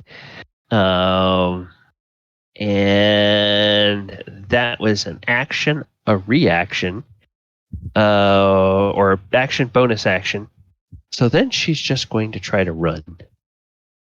So what is her movement speed? And, she's going to have an opportunity attack from this dragon, but speed is 40 feet, which she screams again. And so, whoops, 5, 10, 15, 20, 25, 30, 35, 40. Well, let's see if she actually gets that far. Felegos will swipe at her with a claw as she goes. 28 for 10 damage, and she turns, and with her dying breath, she yells, "Guards!" and she falls flat on the floor. Wow. And I'm still sitting here going, I'm ready to throw something. Crap. And the dragon looks back at you all and says, "Well done." Well, that went well. Everybody but Thalador has Featherfall on them, by the way. Because kind of it's like, just an area. That's just fucking great. Because once he landed, it ended. Yeah, Shit, yeah. you guys didn't even do a full round. Yeah. Okay. Yeah. I mean, that's okay. kind of So what happens when the dragon's on your side. Well, then never mind. Then nobody has it. Sorry. Okay. Sorry. All right. So, it was a great save. It was a great save. Yeah, and Ken, does Faerun have DM inspiration? I do. Who doesn't have it? Okay. Yeah. That's worthy of an inspiration. I don't. Okay. I would agree. now. Okay. Yeah. Yeah, that was a great save. That's one of those moments. Your party members fly into the air. Featherball. It was very thematic. Yeah. I pictured that beautifully in my own imagination. Are you even raging? I didn't even hear you. Okay, so it wouldn't have been that bad, but I don't know. I mean, you could have it could have max rolled and taken like half my health off even with the rage. Yeah. So you did great. Well, that battle, Kren was moving all over the place. He jumped, grabbed the conch, hit a couple times, got grabbed, got flung over the cage, landed. I'm not gonna lie, I feel a bit dizzy right now. Are we still in combat? Gods. Yes, you're not in combat at the moment because Dez looks like he's ready to go, and then he's just kind of like Okay. Yeah. That's what happens when there's a dragon in the party. Since we're not in combat, I'm going to use my Pearl of Power to regain a third level spell slot. Okay. I would like to join the dragon at the front, if that's okay. Thaldor is invisible and comes out. Hey, guys. Where the hell did you come from? The shadows. I'm just that damn good. Okay. What would you guys like to do? Now, the thing is, she called for guards, but she didn't have any way to signal other than yelling. And so, her voice. Felegos, can you eat her? What? I know. Listen, hear me out. No evidence of a body left. So that if they come down here, I know he's going to kill everybody in the castle anyways, but I'm just saying, search her first. That's a good idea. Yeah, let's search her first. Haldor, what are you not feeling well today? Also, Mulet, can you please take this weird-looking shell out of my hands before I accidentally use it or something? Yeah, I'll walk over. Walk over well and just happily give it to him. Balazar walks up to Kinraid and he's like, "That was fucking awesome! I got to use Featherfall on you." Okay. I don't know what that was, but that was great. Actually, before we do everything, let us go ahead and let us take our break. I have 42 after the hour. So let's go ahead and take 10 minutes, and we will come back at 52 after. Hey, viewers, thank you guys for coming and hanging out with us. We're going to go on break for 10 minutes. I'm going to put the music up, and then we will... whoops. Okay, so let's do this. All right. I will put the music up, and then we will be back after our break. You guys have any questions, go ahead and leave them in the chat during the next few minutes, and we'll answer them before we restart. The players, I'm going on mute. 10-4 Galley. No, that was amazing, though. That was an amazing save, Balazar. That was awesome. Hitting it as he's flying overhead. I was surprised because I thought she could only throw you 60 feet, so I thought she'd throw you into a. Well, it said 60 feet, but I guess Galley, DM is the DM. Right. So that's the only reason why I chose to use it, because I thought, whoa, he's getting thrown up in the air? Okay. No, well, it worked. It was the right call. It would save me a ton of HP. Wasn't. You want to know wasn't the right call? Last night, as soon as the campaign started, or their dungeon crawl, I spent my points to make Mike pull a card off of the deck of many things, and of course the skull would show up. Come on now. And then little did I know that a chain of events would cause them to not even get 1 foot into the dungeon. I watched the recap, and fucking hilarious. I'm sorry, that is the chaos that the Action Sturge Wednesday night show normally is. It was very tame the past couple of the time. Did you like how quick I answered the riddle and how fast I got out of the dungeon? I did, yeah. I approved of that. I was playing the hell out. Man, get me out.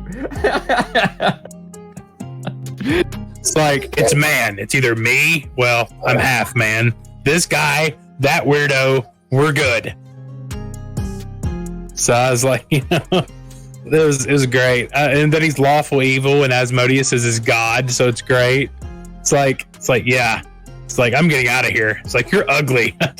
Don't vex. I thought it was great. I was you're the ugliest thing I ever seen, and I thought he was ugly. No, it was very funny. It was funny to watch because I watched the recap on the way to work. It was very funny. What what do you call it? That is normally what ends up happening. The chat is just completely abrasive, and they will fuck you up. They will pin you in a corner and not allow you to move. All the demon, all the hiring the fiends, and then poor Henry pulled the void card. Mm-hmm. I know they pulled Three deck many things got pulled, and the first two were the two worst cards in the deck, I think. I pulled Skull, and then he pulled Gems. Remember? That's a good card. Gems got pulled third. Was it third? Okay. Yep. Yeah, Void got pulled immediately after.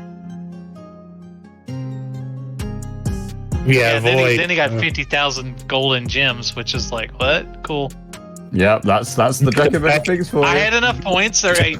About 40 minutes late to the ending of it, and I was like, well, I'll save it for next time. Next time Galley's gonna start with an Archmage Mercenary. Next time you should take part, Ken. You can play. I don't want to get on cam. Fair enough. For everyone. Oh, as you said, it was 32C. That's 89 degrees Fahrenheit. That's what it is about right now here in Tennessee. Yeah, so it's hot here, but with no AC. Yeah, I think that's weird that no house has central heat and air, and in the UK, really, like no central heat and air. I swear that the plains are getting cooler because of global warming. Because right now it's only 82 degrees, and this year's been one ever been in the UK. It's been one of the coolest years on record in Oklahoma. I literally think the wind currents have changed because of global warming. And the Arctic current has now shipped down into further from Canada, down into the Midwestern Great Plains. It's very possible. The Gulf Stream is the reason why it's so hot here right now. It acted weirdly and has just pushed a heat wave down from up from the south. And then the Gulf Stream has pulled all the cold air up north. That's it. So it's a bit of a combination of things, but essentially there's no wind at all. It's just stale, humid 32C with no air. Awful. Humidity. And there's no AC. So basically, a country of people that are used to 4 centigrade is now suffering through like 36 to 40. And it's been that way for a week. Yeah, what right now? It's not good. Ours is like 90%. The AC? No, yeah. Well, I mean, not in my house. I'm talking about like outside. It's like 79 degrees Fahrenheit with like I think, what's the humidity right now? Hold on. I know today it was like 90 degrees humidity. Yep. I'm not going to lie to you. I'm baking alive down here. It's 71 degrees in my house right now. We're used to significantly cooler temperatures. That's the thing about Great Britain is they're always used to cooler, but thing is like that ice up there's been melting. So like I said, the wind currents have literally shifted.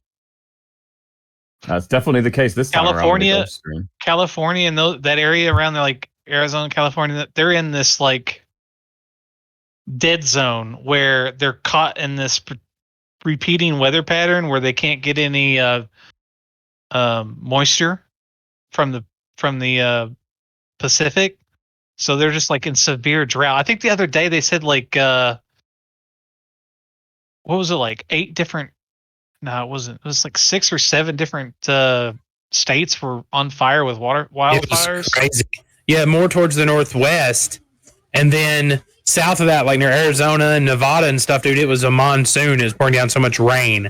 Like they never had so much rain. It was like literally they were calling it a monsoon. So, I mean, right, it never usually rains that much in the desert, So weather patterns are changing. They're changing, but that's our world. Our world itself has been doing it for millions of years. I mean, hell, there was an ice age. Not this quickly. Like, people can't deny it anymore. Like, the science is out there. Like, we've always had weather pattern changes. That's a scientific fact. But not so quickly in between degrees. And it's not been everywhere. The reason why we know that is because we can go back like 10,000 years in the ice measurements, temperature core, something like that. My cousin actually does PhD work on this exact subject. The reason why they know it in lots of places in the world, but not all of them, but it's basically a combination of loads of different tests. But in places like Australia, they know that because these swamps have a certain way of measuring temperatures over the ages, depending on the mud consistency. Yeah. So they know exactly how old some of the mud is that they're digging up, and exactly the temperature that it was at that time period. So we know exactly what the temperatures were during various climate change situations and the temperature shifts, even all the way back to the Ice Age. So we know pretty much everything. Interesting. Hey, yes, I think I heard as I was on my break, because I turned the speakers on the other computer. I think I heard that there was a discussion about the physics of Featherfall, and I'll tell you how Featherfall works in my game and why it works that way. Cast your mind back to the early days of the second edition D&D. I was in college, and there was a game that I was playing with a bunch of other people who were either friends from high school or who were people that went to the same university I did. And they, one of them was a physics major, and one of them was an engineering major. And there was something that came up in one of the games about Featherfall, and there was a big discussion between like the pure fantasy nerds and some of the other people, and the DM and a couple of the rest of us just were sort of lost in the whole thing. And so the DM finally said, all right, you guys go think up how it works, come back, and the people who have the best explanation, I'll rule next week, and that's how we'll play it from here on.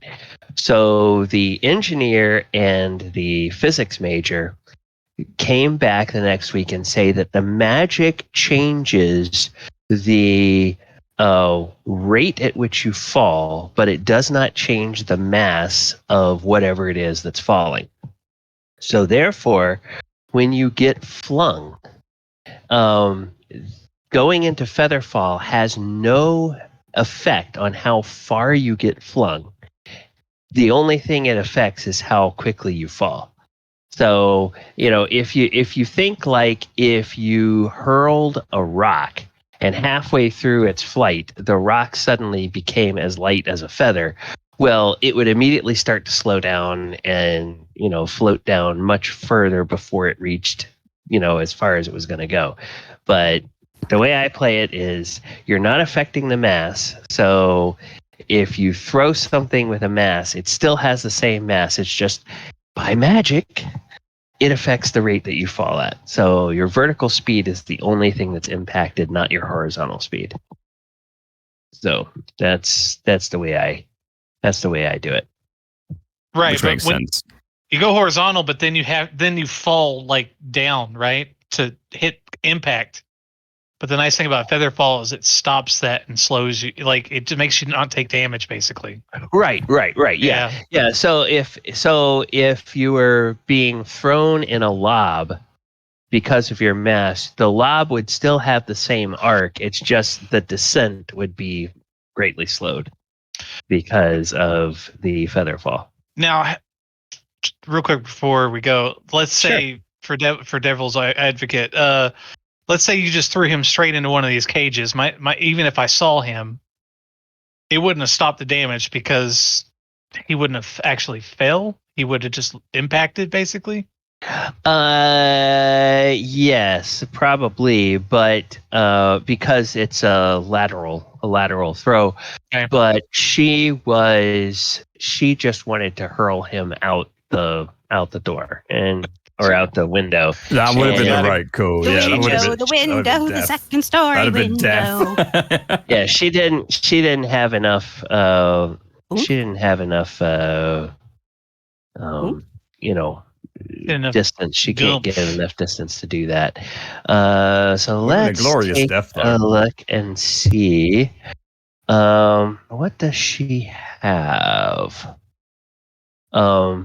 She's not wearing any armor. Well, that's good.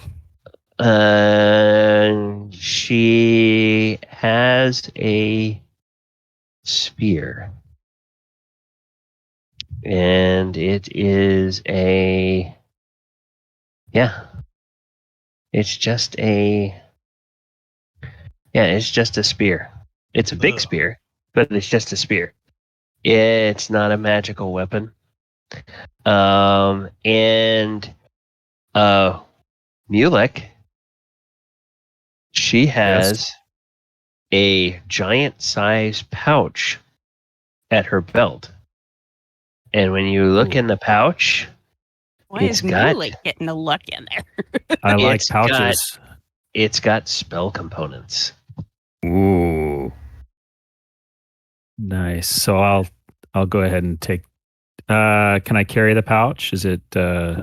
It would be like a large sack for you, but you can carry it. But you immediately know, oh, she uses spell components to cast spells. Do you have a bag of holding? And cool. And so you inside that, if she had time to prepare and was thinking, she might have used it, but she didn't. Inside that is a smaller pouch that has at least I'm going to do a 1d4. And I'm going to tell you how many. It has, by the way you look at it and weigh it out, has 300 gold pieces worth of diamond dust. Ooh. Fancy. Sure, we can find a use for that. So as a spellcaster, you might have an idea what diamond dust is used for, and that might also give you an idea of whether there's anything else perhaps interesting lurking around this castle. Do you have a small bag of glitter? Is that what you're telling us? I rolled a natural 20 on my investigation. Did I find anything else? Well, yeah. Yeah, that was. So do you have advantage? She did, or being Des did, I believe. Yeah. Do you want to use advantage on an investigation, or do you want to save it for an attack? Originally I was like, hey, I rolled a 22. I hope I would find something, but since you didn't see it in time, I will just may not save have much. Okay, he'll save it. All right, yeah, because otherwise it's if you don't use the advantage, it's a 4. Since the 4 is the first roll. If you don't use the advantage, you already kind of. Yeah. Well, she may not have that much, in all fairness, on her person. Yeah, right. Yeah. That really, a bag of. She's the poorest countess dust? we'll ever meet. Really, the. I mean, she's in her home, in all fairness. Yeah. The spell components and the stuff in that pouch is probably the most stuff she has. And what is that furniture women sit? Like the big luxury furniture that they sit at to do their makeup and what's it called? That's a tuffet. A tuffet? Tuffet? You mean I don't know. Idea. You know what I'm talking about, vanity. Right? Like an ottoman. Yeah, all of her most valuables are sitting in her vanity. In her vanity. Yeah, absolutely. Okay. Yeah, probably. Well, she's at home. Why would she carry that stuff around? You know. I want to get the. You never know when she's put on that favorite necklace. True. Yeah. You know, or a couple of rings or something like that. Smiling. Y'all keep talking about treasure, and I'm smiling. If no one objects, I'm gonna break the spear in half. I'm not talking about treasure. I kind of looked her over make and it went, something I can use.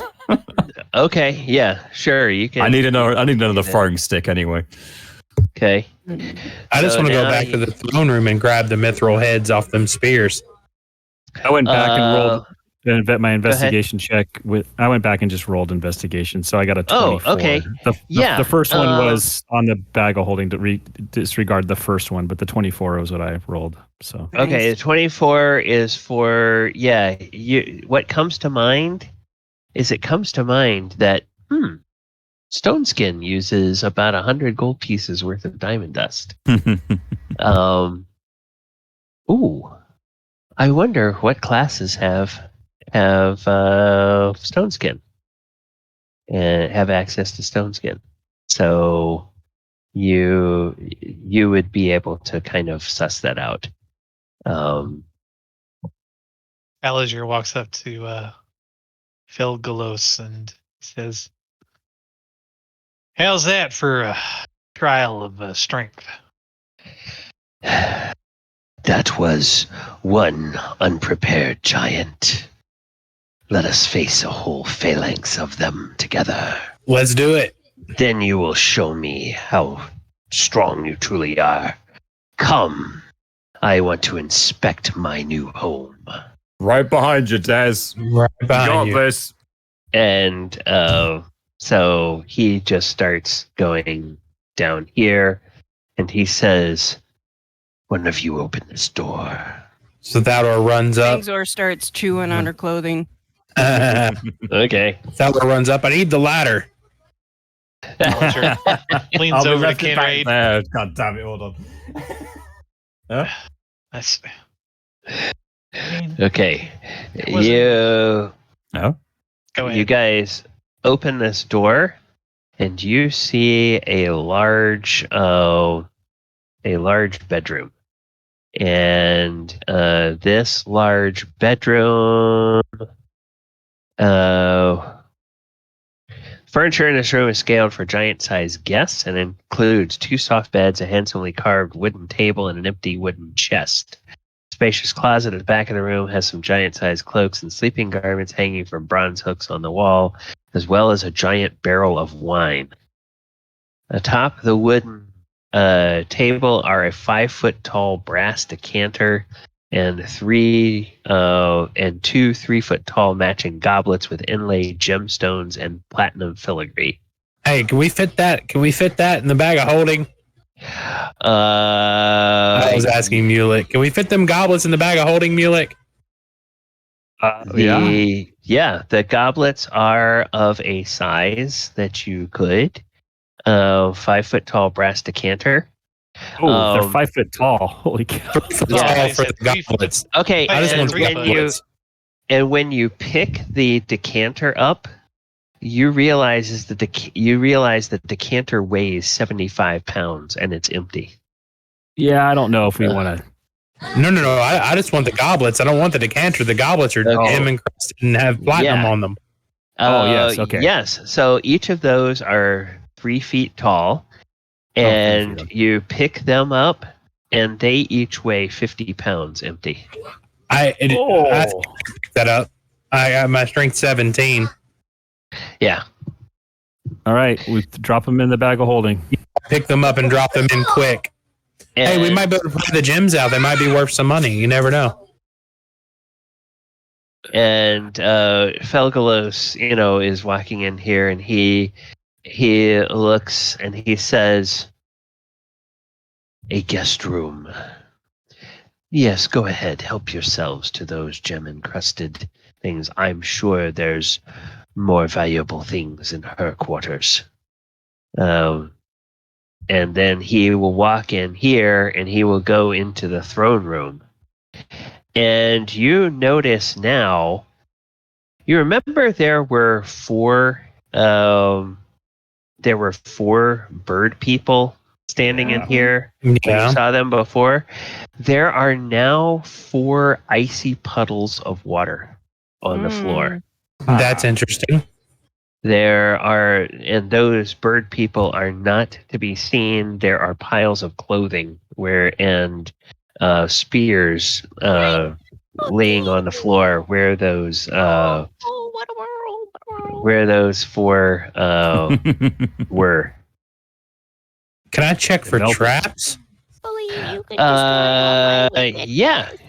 Yeah, I want to check for traps. It was very quiet, good, but I heard it. What would that be? Galley investigation? No, make a perception because you don't know exactly where a trap would be. 21. 21. You detect a big open hole in the floor here. And you think it would not be good to step through that because it's a long way down. Oh God, like Like that Game of Thrones. Mm-hmm. Yeah. So, I want to see but the other guy than fly. that, Fly, mommy! I want to see the bad guy fly. there doesn't appear to be any other things. However, what catches your eye and what catches the eye of the dragon is the throne. And he says, "Oh, that throne is mine." Oh, you can have it, but I ask you one thing, Dragon. Can I have those mithril spear tips, please? And he looks at them, and he says, "Yes, the mithril tipped spears. Help yourselves." Oh, And you just sent cold chills up my back. Those are for the those are being held by these statues here. So I tell Crinraid, come. We need to get these now. I'm excited too. The stuff we could do with this mithril. I know. Get it? Yes. Hey, Felegos, it'd be nice to have that big old hole in the throne room. It's like a multi-purpose garbage disposal / plumbing system. And he says, and for one such as myself, it's a nice way in and out. I can use my ability to turn into a humanoid with flight, such as an Aarakocra. I can just fly out and be a harmless Aarakocra, soaring through the clouds until some idiotic griffin or other monster attacks me, and then I become myself again. That sounds like a plan. So how heavy are these mithril spear tips? I mean, they're like stone statues, but with mithril spear tips? No. The statues are stone. The spears are wooden. They are giant-sized spears. Oh, wow. They have spear heads of mithril. So you're probably looking at about 30 pounds for the spear, and then a good another 10 pounds for the spearhead. So each spear is probably weighs about 40 pounds. You guys could, through some way, like push those spears up until they fall out on the floor, and then either hack off the end of the spear to take the spearhead, or if you want to shorten the spear to something that a very strong humanoid might be able to use, because you're still going to be talking about something that Gotcha. if you cut it off short, it's going to be horribly weighted. It's not going to really work as a spear. Gotcha. You just want the mithril. How much of the spear tip is mithril though? Is it just coated? Or is The it pure? entire it's solid mithril. Holy crap! Made of solid I asked mithril. him. I wanted them so bad. I was that like, would make me a badass suit of mithril. Awesome. You can make, well, let's see. That's what, 20 pounds of mithril, Gally? Yeah, 20 pounds of mithril. You could do a lot with 20 pounds because mithril can stretch very thin. Yeah. Wow. Do a lot with that. Back out through the hallway and kind of keeps an eye out, looking up and down the hallway. 5 stairs. Maybe by then I won't have disadvantage on stealth checks. Okay. And then Felegos says, "All right, come on. There's got to be more of those giants around here somewhere." He says, "Somebody open the door, please." Go to open the door again. Kick it open. Okay. I don't know if we could kick it. You open a door, and this looks like a workshop or meeting room. A stone table dominates the room, and tall wooden cabinets stand against opposite walls. Other decor includes potted plants, one on the floor and others hanging from the ceiling above the table, and a large wooden waste barrel, which is currently empty. Next to the door, hanging from a stone hook mounted to the wall 20 feet above the floor, is a 2-foot-long iron key that weighs 25 pounds. I forgot. There's a key ring that the Duchess or that the Countess was carrying. That was the only thing, and the keys looked like they were the right size to open the shackles that you used, that you released the dragon from. Makes sense. It's a ring of several keys, so I'll say that you guys took those keys, because there might be shield guardian carry it. I imagine there's pretty big keys. Yeah, we would have had the shield guardian just put them on his wrist. Yeah, lovely. He's a big boy. He's walking down the hall. Ching, ching, ching, ching. Hey, Jack, did you add 20 pounds of mithril to the bag of holding? No. Did you hand it to me to put in the bag? It's 10 pounds each. Yeah. So no, isn't it? It's 10 pounds each. 10 pounds each. Sorry. I said that about my bad. Yeah, I'll add it. Thank you. Okay. And yes, one other thing. I was looking at her stat block. I finally found her in the actual adventure, and so the two things that you found from her, you found the keys, you found her spell component pouch, and you do not have 20 pounds of mithril from Spear Tips. You have 30 pounds of mithril because she is using one of those same mithril tip spears. Okay, so I'll happily hand over the spear that's broken in half, and there you go, have that part too. Yeah. So that's a lot of mithril. Yeah, so 30 pounds of mithril, basically. Thank you very much. All right. And now, Felegos will come to this hall and will say, I believe this is a courtyard. And, you guys look out. Yep, sure enough. And there's nobody out there. He says, let us see what's in here. I open the door. Everyone else find it a bit strange that there's no one here. And it is strange. And when you open the door here, you find stored in wooden racks along the walls are dozens of spears and javelin. Each one's exquisitely crafted and well balanced, as well as tools for repairing armor and weaponry. Ooh, all of those sized for giants, of course. 2 full sets of cloud giant size plate armor hang from giant bronze mannequins that stand at attention, their backs against the outer wall. A wooden table rests between 2 doors, and a rug embroidered with an image of the night sky lays on the floor. Crinard, what could you do with all this equipment? Oh, I could do many things, but those javelins are speaking to me already. I had a feeling that would work. I know we can't stay here forever, but I'm telling you that's an idea. Des, you said something about the rug? Yeah. What did you say? Tell me again. I said to go and check out the rug. It looks like an embroidered rug. It's very large and very heavy.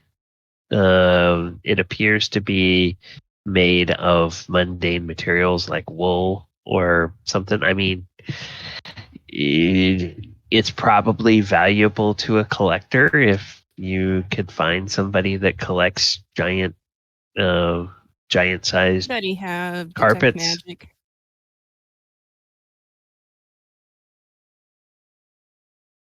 Hello? Oh, yes, somebody has that? I think Mulek does. It's very quiet, Gurney. Yeah, I do, but if you guys want to give me 10 minutes, I could get detect magic on as we're going through these rooms if we are looking for magic items. That's fun. Okay. All right. In the meantime, I can do some maintenance. Rug. So while you guys are searching and stuff, I'll go ahead and start casting detect magic. It'll take 10 minutes. Okay. Let me take a quick look here. Yeah. Krenraid and Faldor and Dez, and Falisher for that matter, as you're making you're making the rounds in here, and the dragon comes in And he looks at Mulek and he says, "Little one, why are you wasting time? What are you doing?" I don't hear him. And you guys recognize Mulek is lost in doing some kind of ritual spell. Des, as you're looking at that carpet, there's at first it's kind of a subtle sound that you almost don't notice, but you realize then it's coming from behind you. And Falisher and Krenraid and Thaldor, as you're kind of walking around the room, you also detect a sound coming from this door. And the sound is the sound of multiple beings, large beings, snoring. Oh, lovely. And Felegos looks at all of you, and a big smile creeps across his dragon face. And he says, "Do we wait for the mage or not?" Wait for the mage. Don't you want to have some fun contemplating the many ways we're going to murder those sleepy giants? Because I know I am. I personally think it would be hilarious if we could find a way of making it so that they suddenly all start and jump and whatever and are in complete confusion for the first initial few minutes. Watch them run into each other. That would be funny. Mr. Dragon, is it okay if I have some of these javelins here? And he looks at his claws and he says, "My claws are dexterous, but I have no need for weapons such as that. It would be humorous to watch one your size throw those weapons. You look as though you have a great deal of strength." Sorry. You look like you have a great deal of strength, but it would just be humorous to see a giant weapon being thrown by a dwarf. I mean, that would be pretty cool. That. I wonder where they keep the hard liquor. I'm gonna break it down a bit, make it more my size, though. I don't want to miss. Probably a good idea. Well, I appreciate that. We are at your house after all. I thought I may as well ask. Not rude. I'm not going to do your stuff. Oh, how much of a crack is there under the door? It's 6 inches like usual. Okay. Is there any type of light or anything, or is it just pure darkness coming from underneath the door? It's relatively dark in there. It's relatively dark in there. There may be, by what you can tell, there may be something like a brazier that's kind of maybe off in a corner over here. Because there's a kind of a little glow that way, but that's it. Otherwise, change into a mouse. You change or into a rat. mouse. Yeah. Okay. And you're going to sneak in there? Just before I do, I turn and look at the others and go, "I'm going to go scouting." And he turns into a mouse or a rat, whatever, and will then sneakily slide under the door and begin creeping. Okay. So you sneak into the room. Mm-hmm. And oh my goodness. There are 5 cloud giants that they look like they are guards. They are in bed, under covers. There are sets of, kind of like leather clothing that are hanging on pegs, one set beside each bed. So it looks like, the covers are over them. They probably have bedclothes, whatever, on. And they're just snoring away. Make me a stealth check as you go under there. Okay. Hang on just a sec here. And by the form that you use, if that form gets advantage, you go ahead and give it advantage. But yep, let me grab my monster manual real quick. Sorry. Yeah, so okay. What did you decide on, mouse or rat? I don't know. I've never seen really a mouse. I've seen rats. Let me see. Okay. Nope, I don't see anything for mouse. Guess so it's just rats. Just rat. 335. Okay. Does it get advantage? No, it doesn't get advantage on stealth checks. 335. There we go. Okay. But yeah, so just make a. Oh. Yeah, make a stealth. And roll. stealth is based off of Dex. Okay. So, give me a sec here. Get back to here. There we go.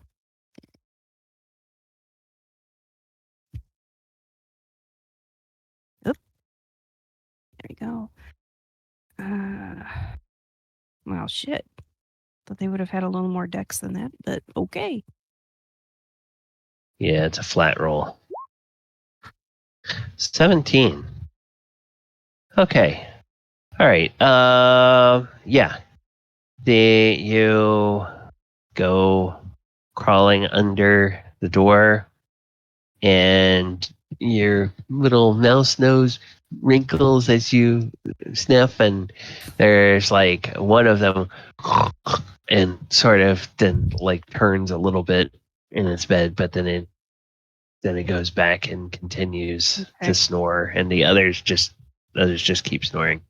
So I basically do like a whole circuit where I'm like, are the beds flush to the floor or are they up? Okay. 5 beds are spaced along the outer wall. Each has a cloud giant in it. There's a barrel of wine and a crate of food stashed in one corner. 3 cloaks hang from bronze hooks on one wall. Resting by the door is a large chest. And beside each bed is a giant-sized morning star. And then they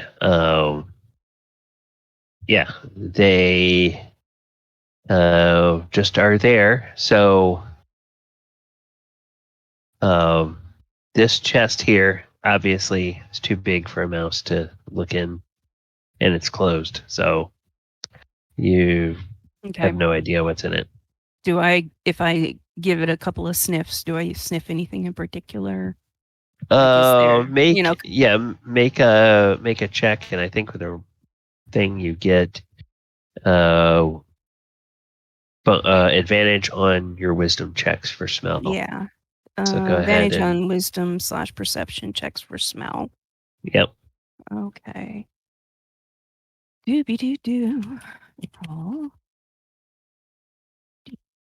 20 plus. Well, fuck a duck. Okay, and so I get advantage. Okay. 18. How about an 18? An 18. Okay. Yeah, you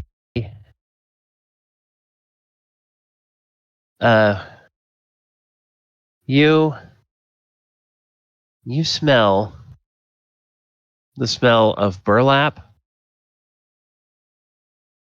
and then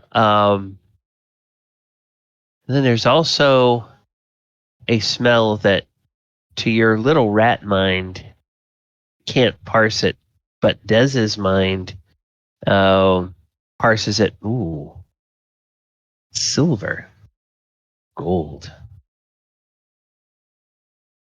Smell of metal. So, yeah, the smell of metal.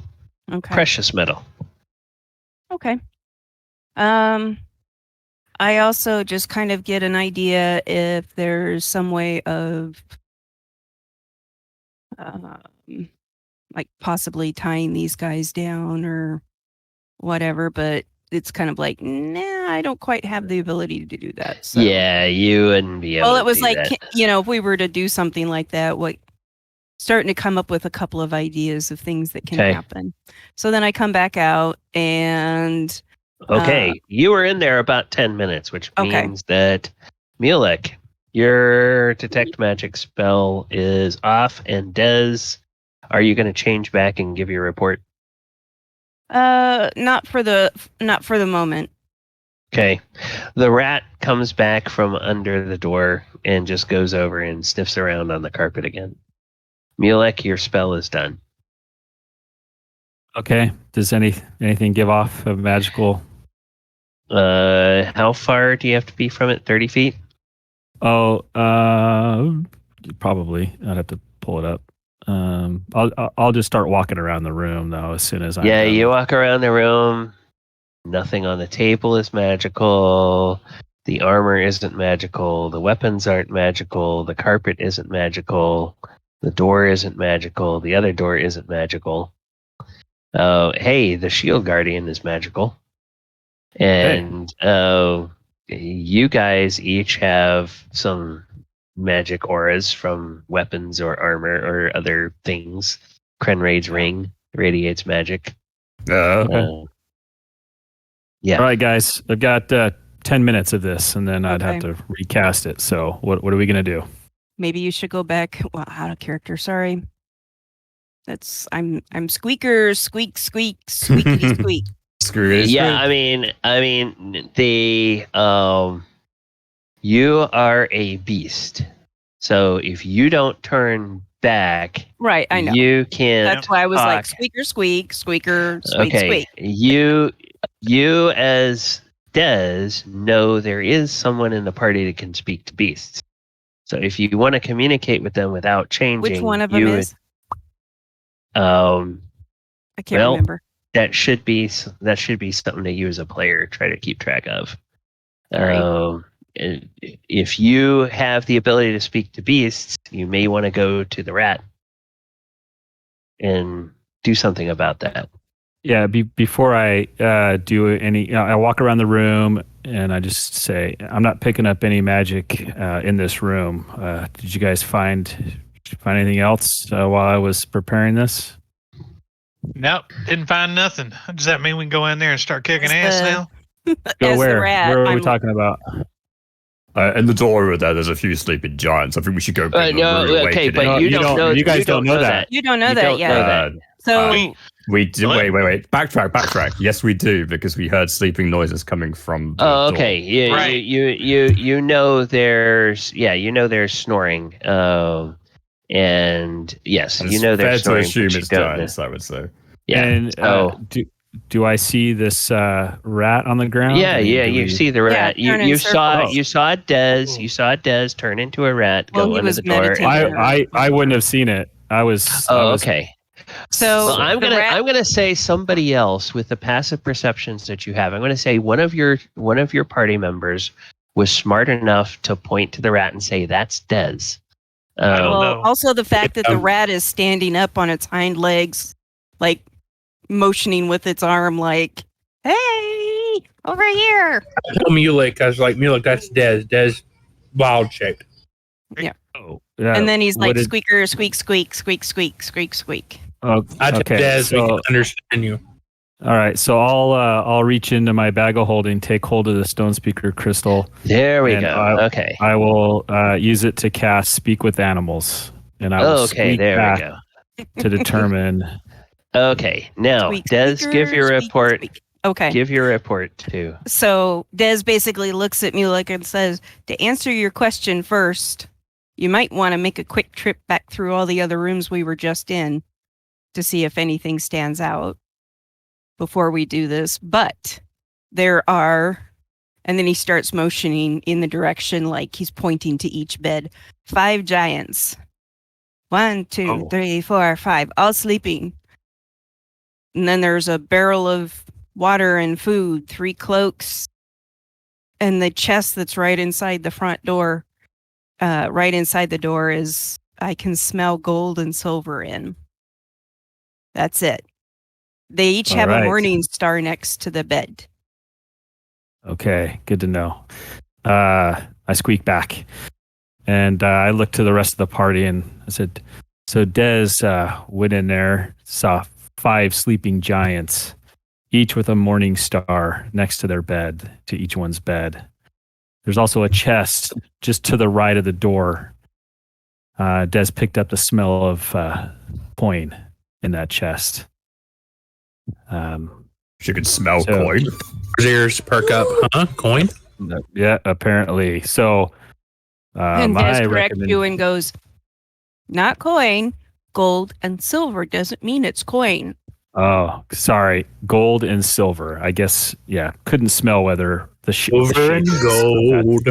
Gold and silver is. Silver and gold. It's very impressive she could smell out different kinds of metals. How useful that would have been under mine. Oh, girl. What are we going to do? Well, it sounds like if we could sneak in there, or one of us sneak in there and maybe gather their morning stars without waking them, we could disarm them. Wait. It might make it easier to take them out. Wait, what do you mean one of you will sneak in there? Those morning stars are huge.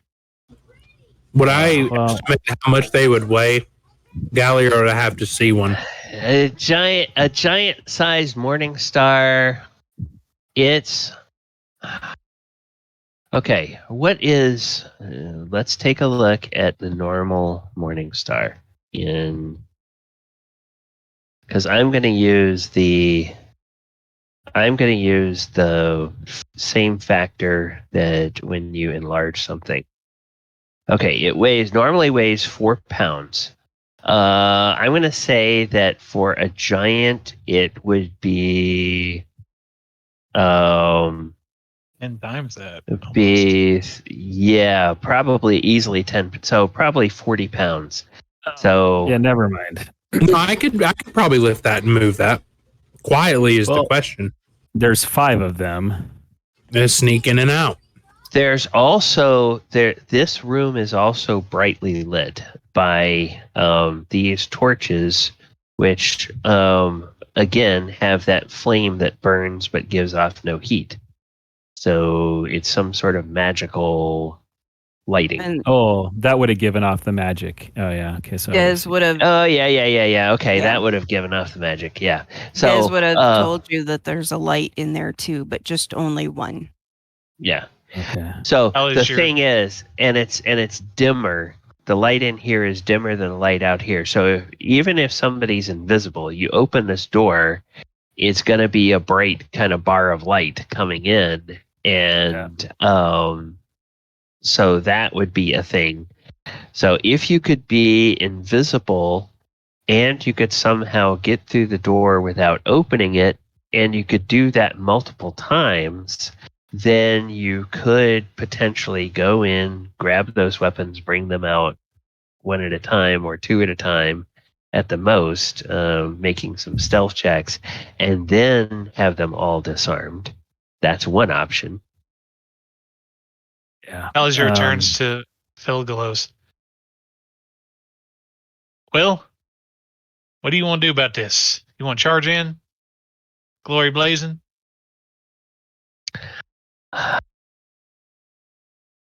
Against the Countess, I did not even have to use any of my legendary actions. Ooh. If we come to a fight against these creatures, and he looks at Falager, and he looks at Mulek. He says, "Did you all say that you had exhausted your healing?" I mean, no, I haven't exhausted my healing. I just used my most powerful. I used most of my magical strength for the day to give you the most powerful healing I could. But I mean, I can still fight. It's just, I mean, damn, that's 5 giants in there. That's a tall order for us. Yes, It is a tall order, but 5 giants that we can potentially catch by surprise. And you think you can sneak in there and get a good lineup on them and hit them with your breath all at once? Somehow? And he looks at Krenraid. The dragon looks at Krenraid, and the dragon smiles and says, "Wouldn't it be fun to try?" I think it would. And Des basically stands up again and begins squeaking. How about, does anybody have a sleeping potion or something I could drag in and set off? I couldn't make nothing big enough to do that. Yeah, they might be too powerful for the sleep. I say we go in. I've got a little bit more power in myself. Okay. We might be able to get them nice and lined up if I create a big target on myself and Mr. Dragon comes in here and knocks all their heads clean off. Fun to see. Okay. Or we could bottleneck them in the door, then they really couldn't come out, you know? I mean, the dragon's standing in front of the door.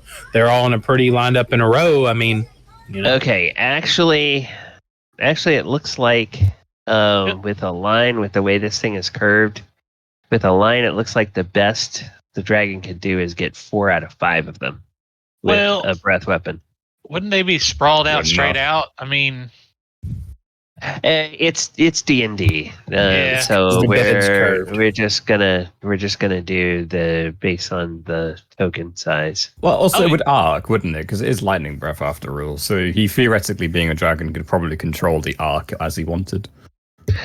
It's okay. It's a straight line. Oh, yeah, it's a 90-foot line, 5 feet wide, so it doesn't. It's not an arc. No, but it's straight line, so it could go up services and down services as long as it's going continually straight, right? So it doesn't really provide that much of an issue. That's all I'm saying. Well, he said it's 5 feet wide. You could really do some damage if he stood right there at 5 feet on each side. He'd hit all of them. Also, you're trying to send a straight line through a circle instead of something that's normally going to be a square quadrant. So it's fine. It's fine. Yeah. He did pretty much 4 or 5. I mean, that'd still be enough. I mean, if he weakens them enough, we should be able to take them out. We're pretty hardy. At the end of the day, it's up to the dragon. What does he want to do? Let's do it. Well, Des' shape changes back to his furball self. Yo, there you go, guy. Scratches behind his ear. Okay. Des is ready to rock and roll. Right behind you, Mr. Dragon. And Felegos says, "I think it's time for these giants to know who their true master is." I say, that's right, Lord Dragon. I got a question. How far can I go in before I have to start rolling for stealth? To the door and stopping, or what? Yeah. So the dragon. Let me just double check with the dragon here. The dragon is going to be able to do is going to be able to sneak in, or try to sneak in. The other humanoids should probably be based on those that have good stealth that should probably try to go in. The rest of you should probably wait at the door. And definitely the shield guardian needs to wait outside the door and not be moving. So, how's your ass, Felegos? Are you gonna try to sneak in in that form, or are you gonna? I mean, I'm just curious to how sneaky you can be. I could give something that might help you a little bit, but I'm just curious. He says, "Oh, no, I don't think this form would be the best for sneaking." And he turns and he looks, and then he smiles, and there is he does that sort of shimmer thing again, and in the spot where he was standing, there is another Thaldor. I walk up and look at myself. Wow, I'm impressed. And you look kind of sneaky. Oh. Yeah, so I don't have to tell you twice. You got this. Alistair waves over to Kinraid to come over, but he kind of like puts a finger up to his lips, like, shh. No. What is this? I motioned for you to come over, as in, like, come stand by me if you want. And no, I got that. Quiet. But the wait, what? Wait, does the door open? The door looks like it opens. Are you making weird whistle sounds of your? If you're gonna whistle, you got to put your lips together. And then you we'll say the hinges are over here. Okay, so it opens towards the chest. The door opens this, Yeah, it opens like this. The door opens this way. Yeah. Okay. Yeah. All right. So. All right. He gets plus 11 to stealth, Golly. Okay. So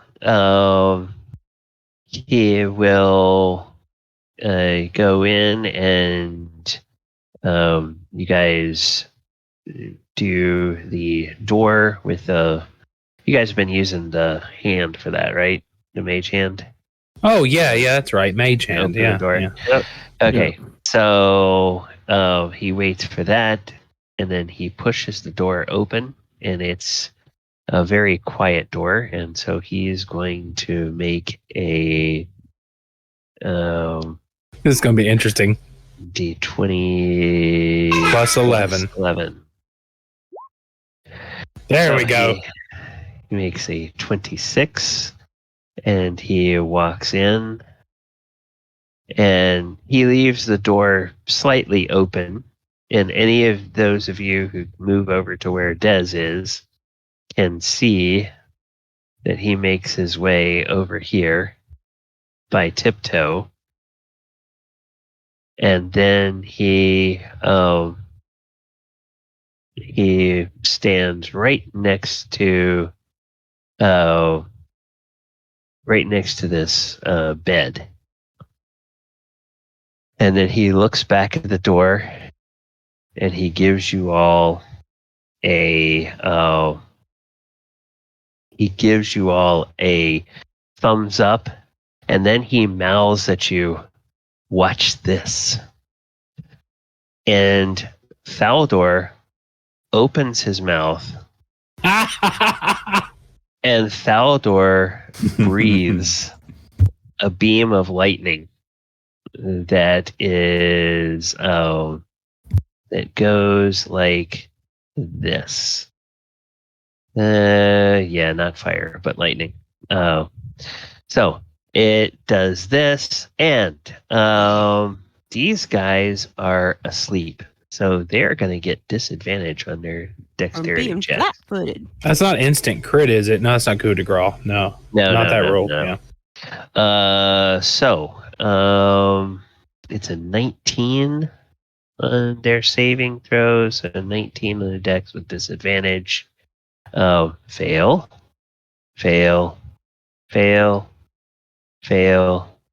and fail. Oh, we're not seeing the rolls. Yeah. Oh, okay. crap. Okay. It's okay. I'll believe Gally. Yeah. He said they. But we trust it. But just going forward. Yeah. It's fun for the viewers that are watching. True. To see. Yeah. Say never whisper. Yeah. So there was a 12, a 2, a 7, an 8, and a 9 were the disadvantage rolls on those. So then let's find out for Felegos. Let's find out what his whoops, that was dumb. Fudge. Dadgummit. What is the level? There we go.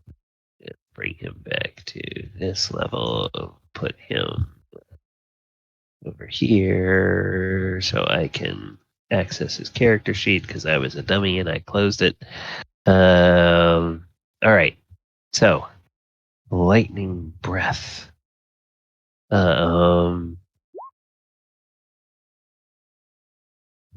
Did you? No, you didn't roll damage. Why didn't you roll damage? 12d10. My goodness. Yeah, 12d10. All right. So, since the stupid thing didn't roll damage, we'll do it this way. That's why I said, like, when he rolled earlier, he rolled like medium damage. Ooh! Good God. Look at Good this. Lord Almighty. So, 73 points of damage to these guys. Whoops. Minus 73. 73 to each or 73 divided up by 5? No, 73 to each. Oof. Every creature takes that. Oh, golly. They can't see where we're at. They see the bottom. Shoot. On the stream. Yeah, they're seeing where the dragon's held captive. All right. There we go. Yep. All right. So all five of these do that, and the and the dragon appears there, and it is now time for us to have some initiative. So I will roll for these guys. Remember to click your token before you roll. Damn, Paul, you're on fire tonight with initiatives. I started rolling an advantage when I hit level 7. So there we go. Does it automatically? Oh, is that one row representative of advantage, or? I had to edit the character sheet a bit, but yeah, it's rolling 2. 1d20 and keep the 2. Nice. I rolled a 2 and got 14. Initiative. That's Show just off. how prepared you are. That's horrible. Okay. Oh, well, fuck a duck. You got that 1d8 still. It lasts for 8 hours. Add your 1d8. I used it last combat. It's still no, you get it. It's 8 hours. Every initiative for 8 hours. What? That's every initiative for 8 hours. Yes. Yeah. So, The gift of alacrity. It's helpful for making sure that the characters that want to have initiative first go first. Makes sense. Galvan, hey, that's a 12. So what's your dex score, fellas? I got it. Don't worry about it. I forgot to highlight my token, Galabon, so I got a 14.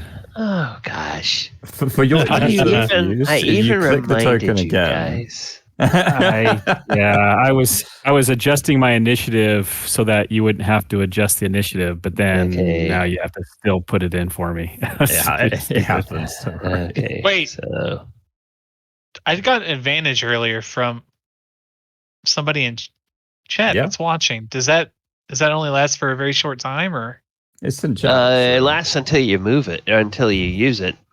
Do you want? No, I'm fine. To use it on an initiative roll? Okay. No. All right. Hey, you rolled an 8, so at least you went from a 4 to a 12. That's pretty good. Yep. Right. All right. So let's go to descending order. I only roll when it really matters. That's when I roll good. That's okay. All right. You're rolling that. So that's what set matters. the scene.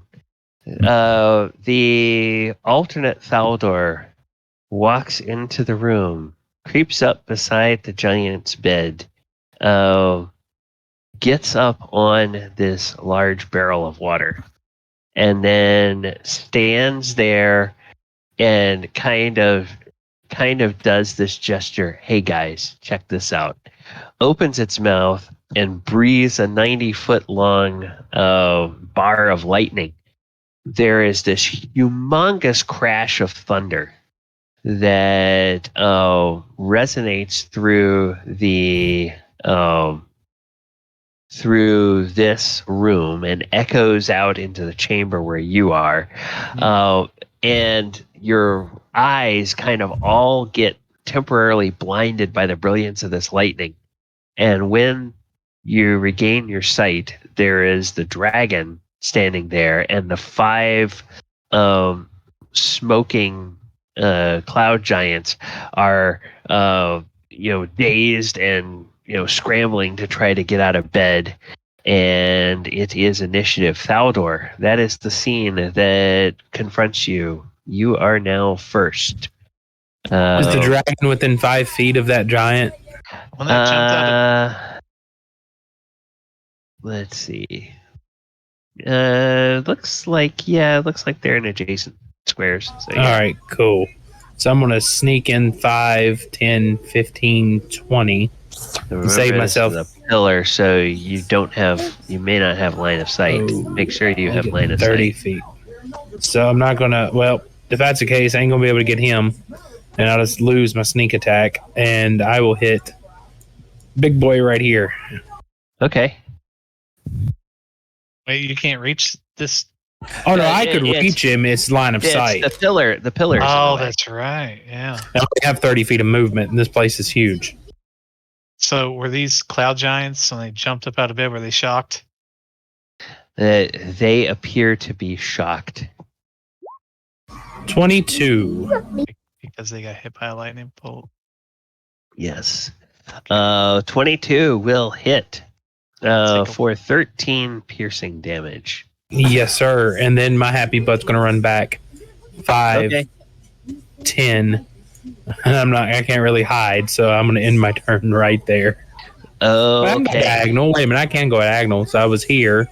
So 5, 10, but I can't end in that space. Yes, I'm good. Yeah, okay. A Krenraid.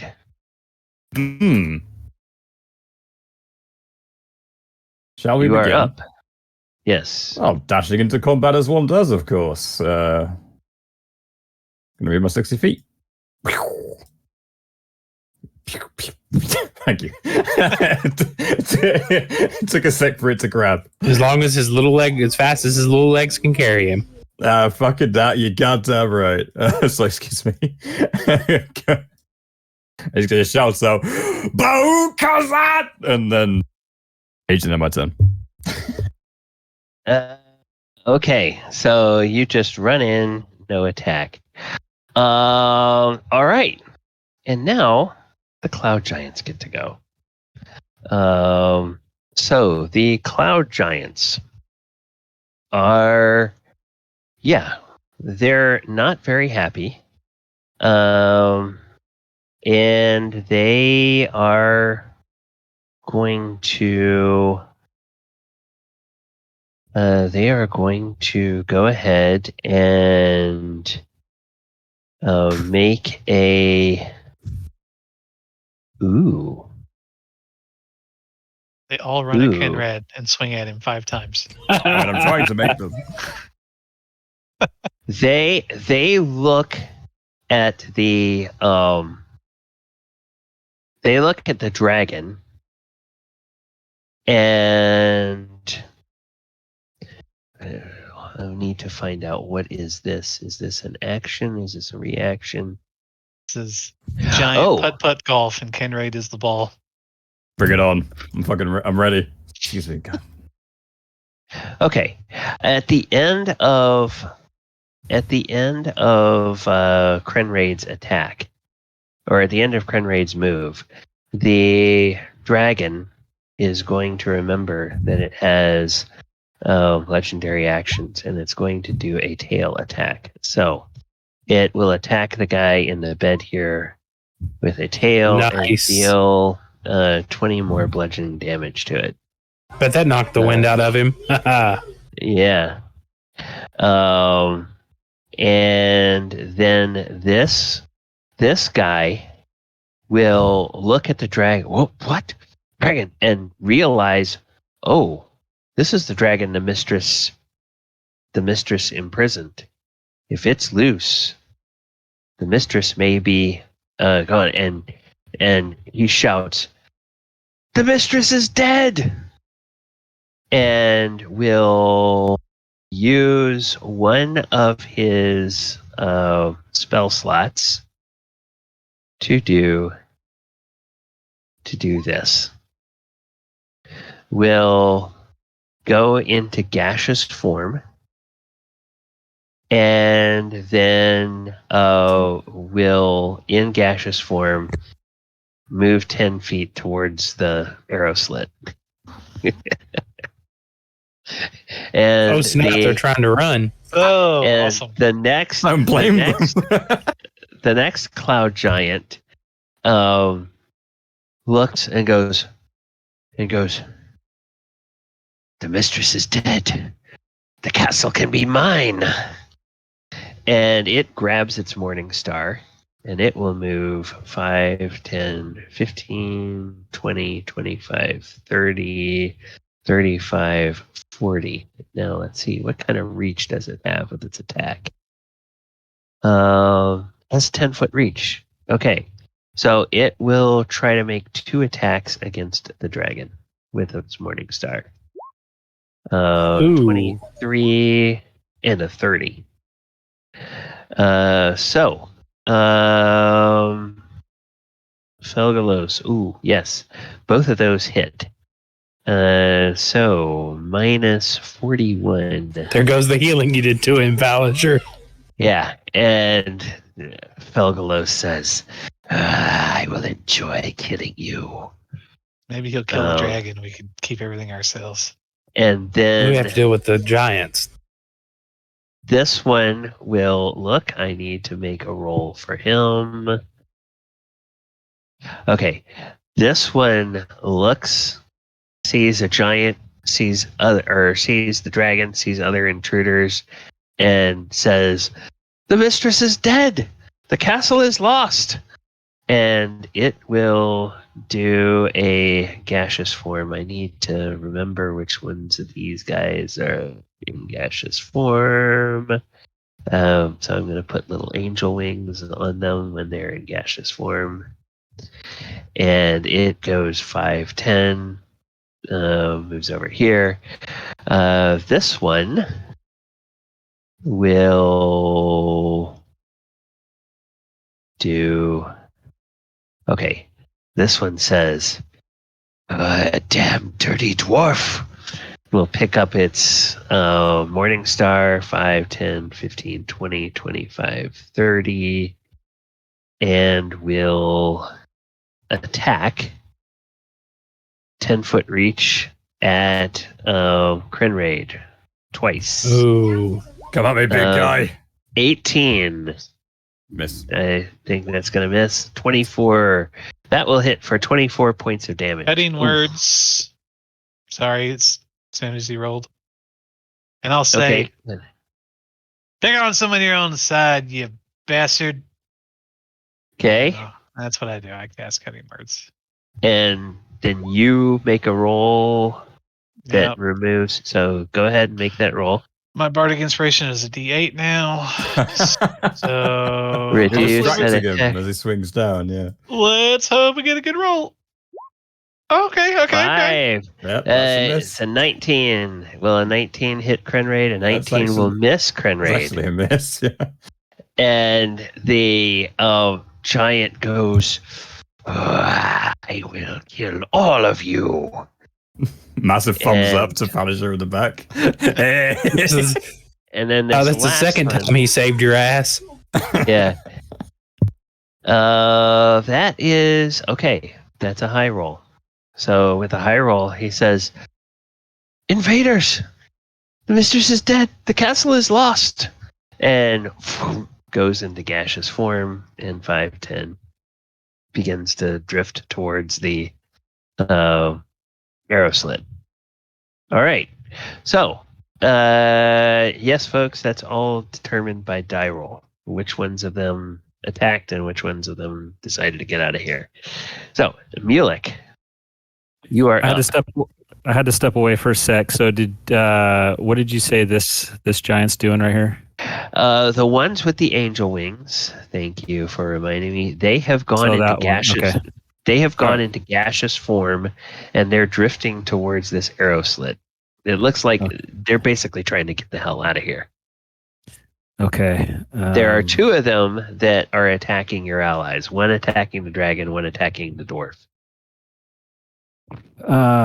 Okay. Mulek will step in. 5, 10, 15, 20, and will grab or holding the staff of frost. Ooh. Cast. Let me pull up my guy here. I'm so jealous. Mulek's got all the cool toys. He is the tinkerer. I might have to pull up D&D Beyond. Are you trying to do Cone of Cold? Yeah, let me see. I thought I had created these.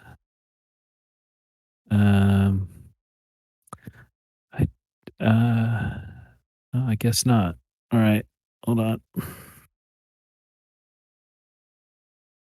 Okay. Cone of Cold takes 5 charges. He might want to cast something different. I don't know. It's got 10 charges in the staff. It had multiple spells in it, though, didn't it? It can does. do Cone of Cold, Fog Cloud, Ice Storm, or Wall of Ice. All right. Forget it. I gotta get that set up. I don't have. I thought I had put these in, but I don't. So let me do something different. I will instead. I hate doing this on my small laptop here because it's hard for me to see everything. Is there anything we can do? Hey, you just roll the dice. Okay, y'all just roll the dice. It's 8d8, right? Yes. Cone of Cold, 8d8 cool damage. Yeah, 60 feet cone. 60 foot cone. So let's do this. It's gonna basically. Oh, it's from me, right? Yeah. Yeah, from you. 60-foot cone from you, and you can angle this because it's only 60 feet, so it's not. I was hoping to get more than one, so that's not gonna. That's only gonna get one. So let me do this. 20, 40.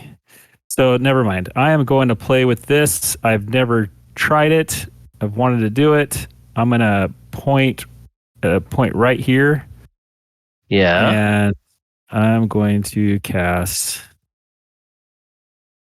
Pull up my character sheet so I can see it again. Sorry.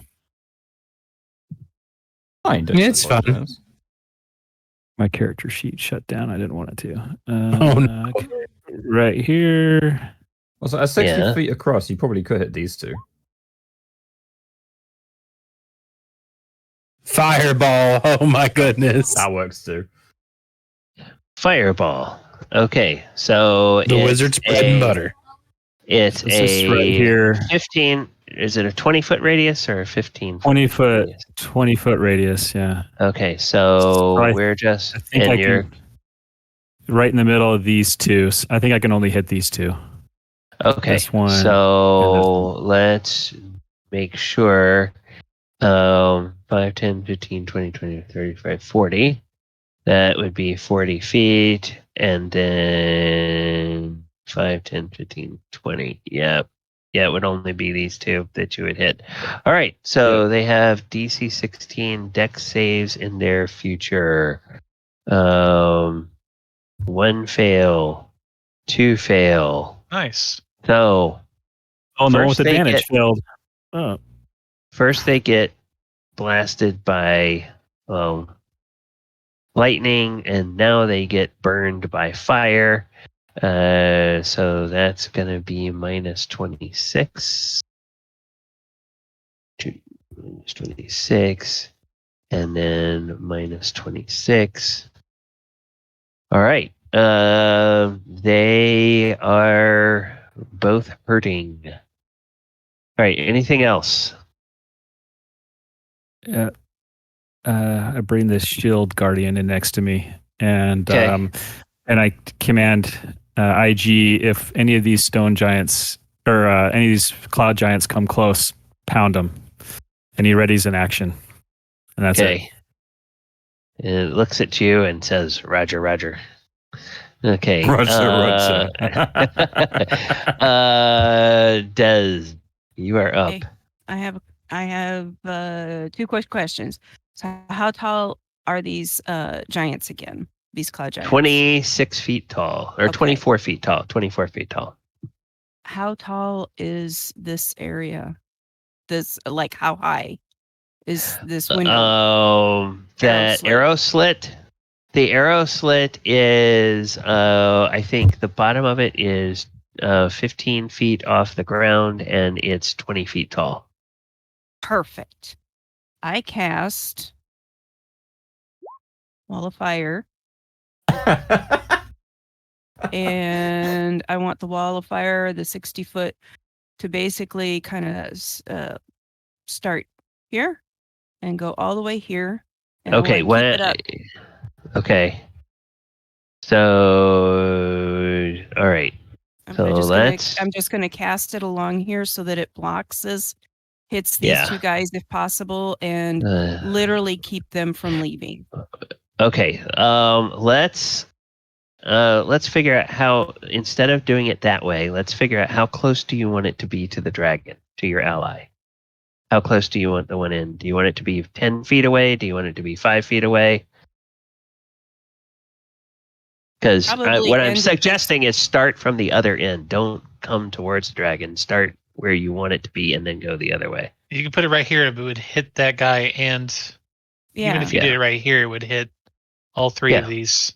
Right. Well, and that's kind of, like I said, I was thinking, starting it about this guy, and So it's 10 foot on the other side of the burn side, so, right? Yeah. Yeah. So you want it about, is it what, 60 feet long? Is that how long it is? It's 60 foot. Yeah. So that's almost the right size. I can select this and make it 1 square shorter. Now, and I'm going to leave it up as long as possible. Okay. All right. So, what do they have to make? Do they have to make dex saves? Do they have to make con saves? What is it? Dex save of 16. And they get advantage because they are in gaseous form. Mm-hmm. So they then, even if they manage to avoid any damage, they're still not going to be able to. So 19. I mean, technically they can walk through it, but we don't know if they'll have the bravery to do so. They're in gaseous form. Gaseous form and fire don't really mix. It's also magic. So also it's also magical fire. Mm-hmm. Which means if they go through it, they're going to get burned, but you're not going to prevent them from going through it. Well, they'll think twice. Absolutely. Yeah, they'll hesitate. So yep. All right. I actually can't. Oops, so 1 passed and 1 failed. 1 passed, 1 failed. So that was how much damage? Did you roll damage yet? No, you didn't roll damage yet. So go ahead and roll damage. 5d8. Jeez. Wall of Fire is very powerful. It's often used as a trap. Oh, it was used Wednesday night. Trust me. Mm-hmm. 22. Ooh. So we're going to say this guy that's closest to the dragon made it, so minus 11. And with that minus 11, he is bloodied. And this one, minus 22. And with a minus 22, he is bloodied. Nice. I also have to roll again because even the one that was successful, they take half the damage. Mm-hmm. That's 11. It says on see here, or half as much damage on a successful save. Yeah. I already gave him half damage. Oh, right. You gave it 22 to both of them? Yeah, you only roll once for damage, and then everybody takes either the full damage or that. You don't roll damage for every target. It's late. I'm tired. Sorry. Yeah. You don't need to apologize for that. You're good. It was a hell of a cast, and it's very brutal because they're not they're going to think twice. Okay, Felegos. Yes, you're up. All right. I look at this bastard next to my friend Kinraid, and I cast 3rd level guiding bolt at it. Ooh. Okay. I like. That's what I'm doing. Yep. And I'm using my advantage. Okay, so go ahead. Hey, Oh, shit, what a roll. Oh. What a roll, ladies and gents. There we Wow. Wow. Nice use of advantage. Thank you Wow. for giving it to me, So- chat. Yes, that's You're welcome. that's 47 points of damage. Now to this guy. that's D&D Beyond. So unfortunately, I don't think that's the right number unless it is. No, it is It is. because yeah, it's 66 and 66. Okay. So you're Oh, that's right. The And rules one are of different. Rules are and different one of in those the is Sunday game. max. Don't you max one of those? Yeah, I mean that's kind of why I prefer you guys using Roll20 is because you can manually do the max, but we're just going to use this as 47. Got it. So That's all right. Using rules is written. That's all. Yeah. All right. And then the last thing that we will do before we end the session tonight, because we are past time, is the dragon will look at this guy here, and he will once again feel a little annoyed that, oh, no, he doesn't have to feel a little annoyed. He will just simply move over here. And he is going to check to see if his breath weapon recharges. So it's recharges on a 5 or a 6. So let's roll let's roll 1d6. And I love dragons. it recharges. Yeah, there it is. So then he will go ahead and he will roll his lightning breath. And Dang, he can hit 3 of them. yeah, he'll do that. And that's right, that stupid thing. Okay, I've got to roll it from here because it doesn't want to do that from the other one. 67 Nice. points of damage. 4. And this guy gets advantage, so let's do him first. Dex save. Ooh, he makes it. So he only takes half damage. Oh, And wow. The other guy, 15, is a miss. And, oh, gosh. What? 2 of them made it. That's... Wow. What a way to end it. This guy takes 33. Hella rolls. Wow. Crenraid, the cloud giant in front of you just catches on fire and topples over as an incinerating heap, getting, completely fried by that dragon breath. He was mine. What the hell? And the dragon says, "You're not complaining, are you?" No. Good. Let's see that you do not. And then he lets out a triumphant roar. And of course, once again, there's another huge clap of thunder. And now you hear alarm bells up above you being rung. So, that is where we will end the session for this evening. Players, thank you guys for hanging out. Thank you for staying a little bit longer to finish out that round. We will pick up this combat next session, and we will pick up at the top of the round with Thaldor. So I'll just go ahead and advance us there.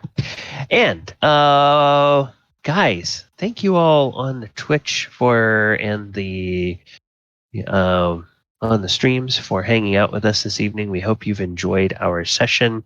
The party, as you might have gathered, has freed the captive bronze dragon, which wants to basically take over this castle as its own, and is happy for the help from the adventurers to do so. We will be back next week. And before we go, I want to let Paul and Michael talk a little bit about what's coming up. So, Paul, what's coming up for you between now and next Thursday? Well, at the Action Surge in the lobby would be a lovely place for any viewers to go ahead and have a click, because there'll be something fun happening next Wednesday, everyone. I will be taking part in a Blaze in the Dark game, which is a new system. It's a new campaign, and we've had a test session this Monday coming, and it was great, and I'm really looking forward to Wednesday. It's 8 p.m., which I know is going to conflict, but I'm really hyped for it. So the Action Surge over on Twitch. So your test session is Monday, so people can tune in and watch, and then the actual game is Wednesday, correct? Yeah, Wednesday the 28th is going to be our public session. We had a test session on the Monday, which was good fun. So next Wednesday will be the session. Oh, okay. So nothing coming up this Monday. Not this Monday, no, just next Wednesday. Okay, just the Wednesday. All right. Thaldor really or Doors of Fear, let us know what's going on your channel. I'll probably be playing something tomorrow evening. Maybe restreaming Baldur's Gate 3 or playing that new Lords of Waterdeep, which is actually a pretty cool card game. Okay. And it'll be fun. So just come by and check us out. We'll have a fun time. Yes, and Paul's the game Paul was talking about is over on twitch.tv/theactionsturge. The nerd John is in the chat. Yeah. Thank and then Doors of Fear is at twitch.tv/Doors of Fear. So he streams variety stuff most nights, several times a week. Now, here on this channel, the next time we will be back for a game is on Sunday. Normally, we have a Saturday night game, but I will be at a soccer game on Saturday night. So no stream Saturday evening. Sunday afternoon at 2 p.m. Eastern Time, we will have our 5th edition Walker of Waterdeep game. It's our Planeswalking campaign. And I am calling it right now. It is the most influential stream on the internet, bar none. And I will explain why that is on Sunday afternoon. So if you want to find out why our Sunday game is the most influential D&D stream on the internet, come and find out why.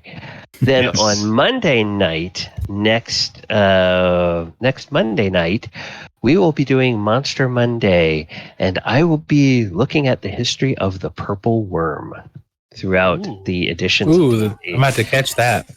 Speaking of, big monsters that have legendary attack type abilities, or have a legendary reputation as being something crazy, we will talk about the purple worm throughout the editions, ways to use it in your campaign, and I will give you a case study of an actual reskinning that I did of that monster for one of my games, so that you can see a real live example of how you might do that. So join us on Monday night at 8 p.m. And then, of course, next Thursday, we will be back here for another session of the Sword Coast Chronicles. All right, everybody, thank you so much for hanging out tonight. I really appreciate it. The players, we all appreciate you being here. Rats, Action Sturge, Epic Fables, and everybody who dropped by, thank you for your participation in the chat. The players really love when you give them the advantage. and they keep me honest. A lot of them notice it before I do because I'm so busy looking at the DM screen. And thanks so much for all that. Everyone, take care and have a wonderful, wonderful evening. Good night, everybody.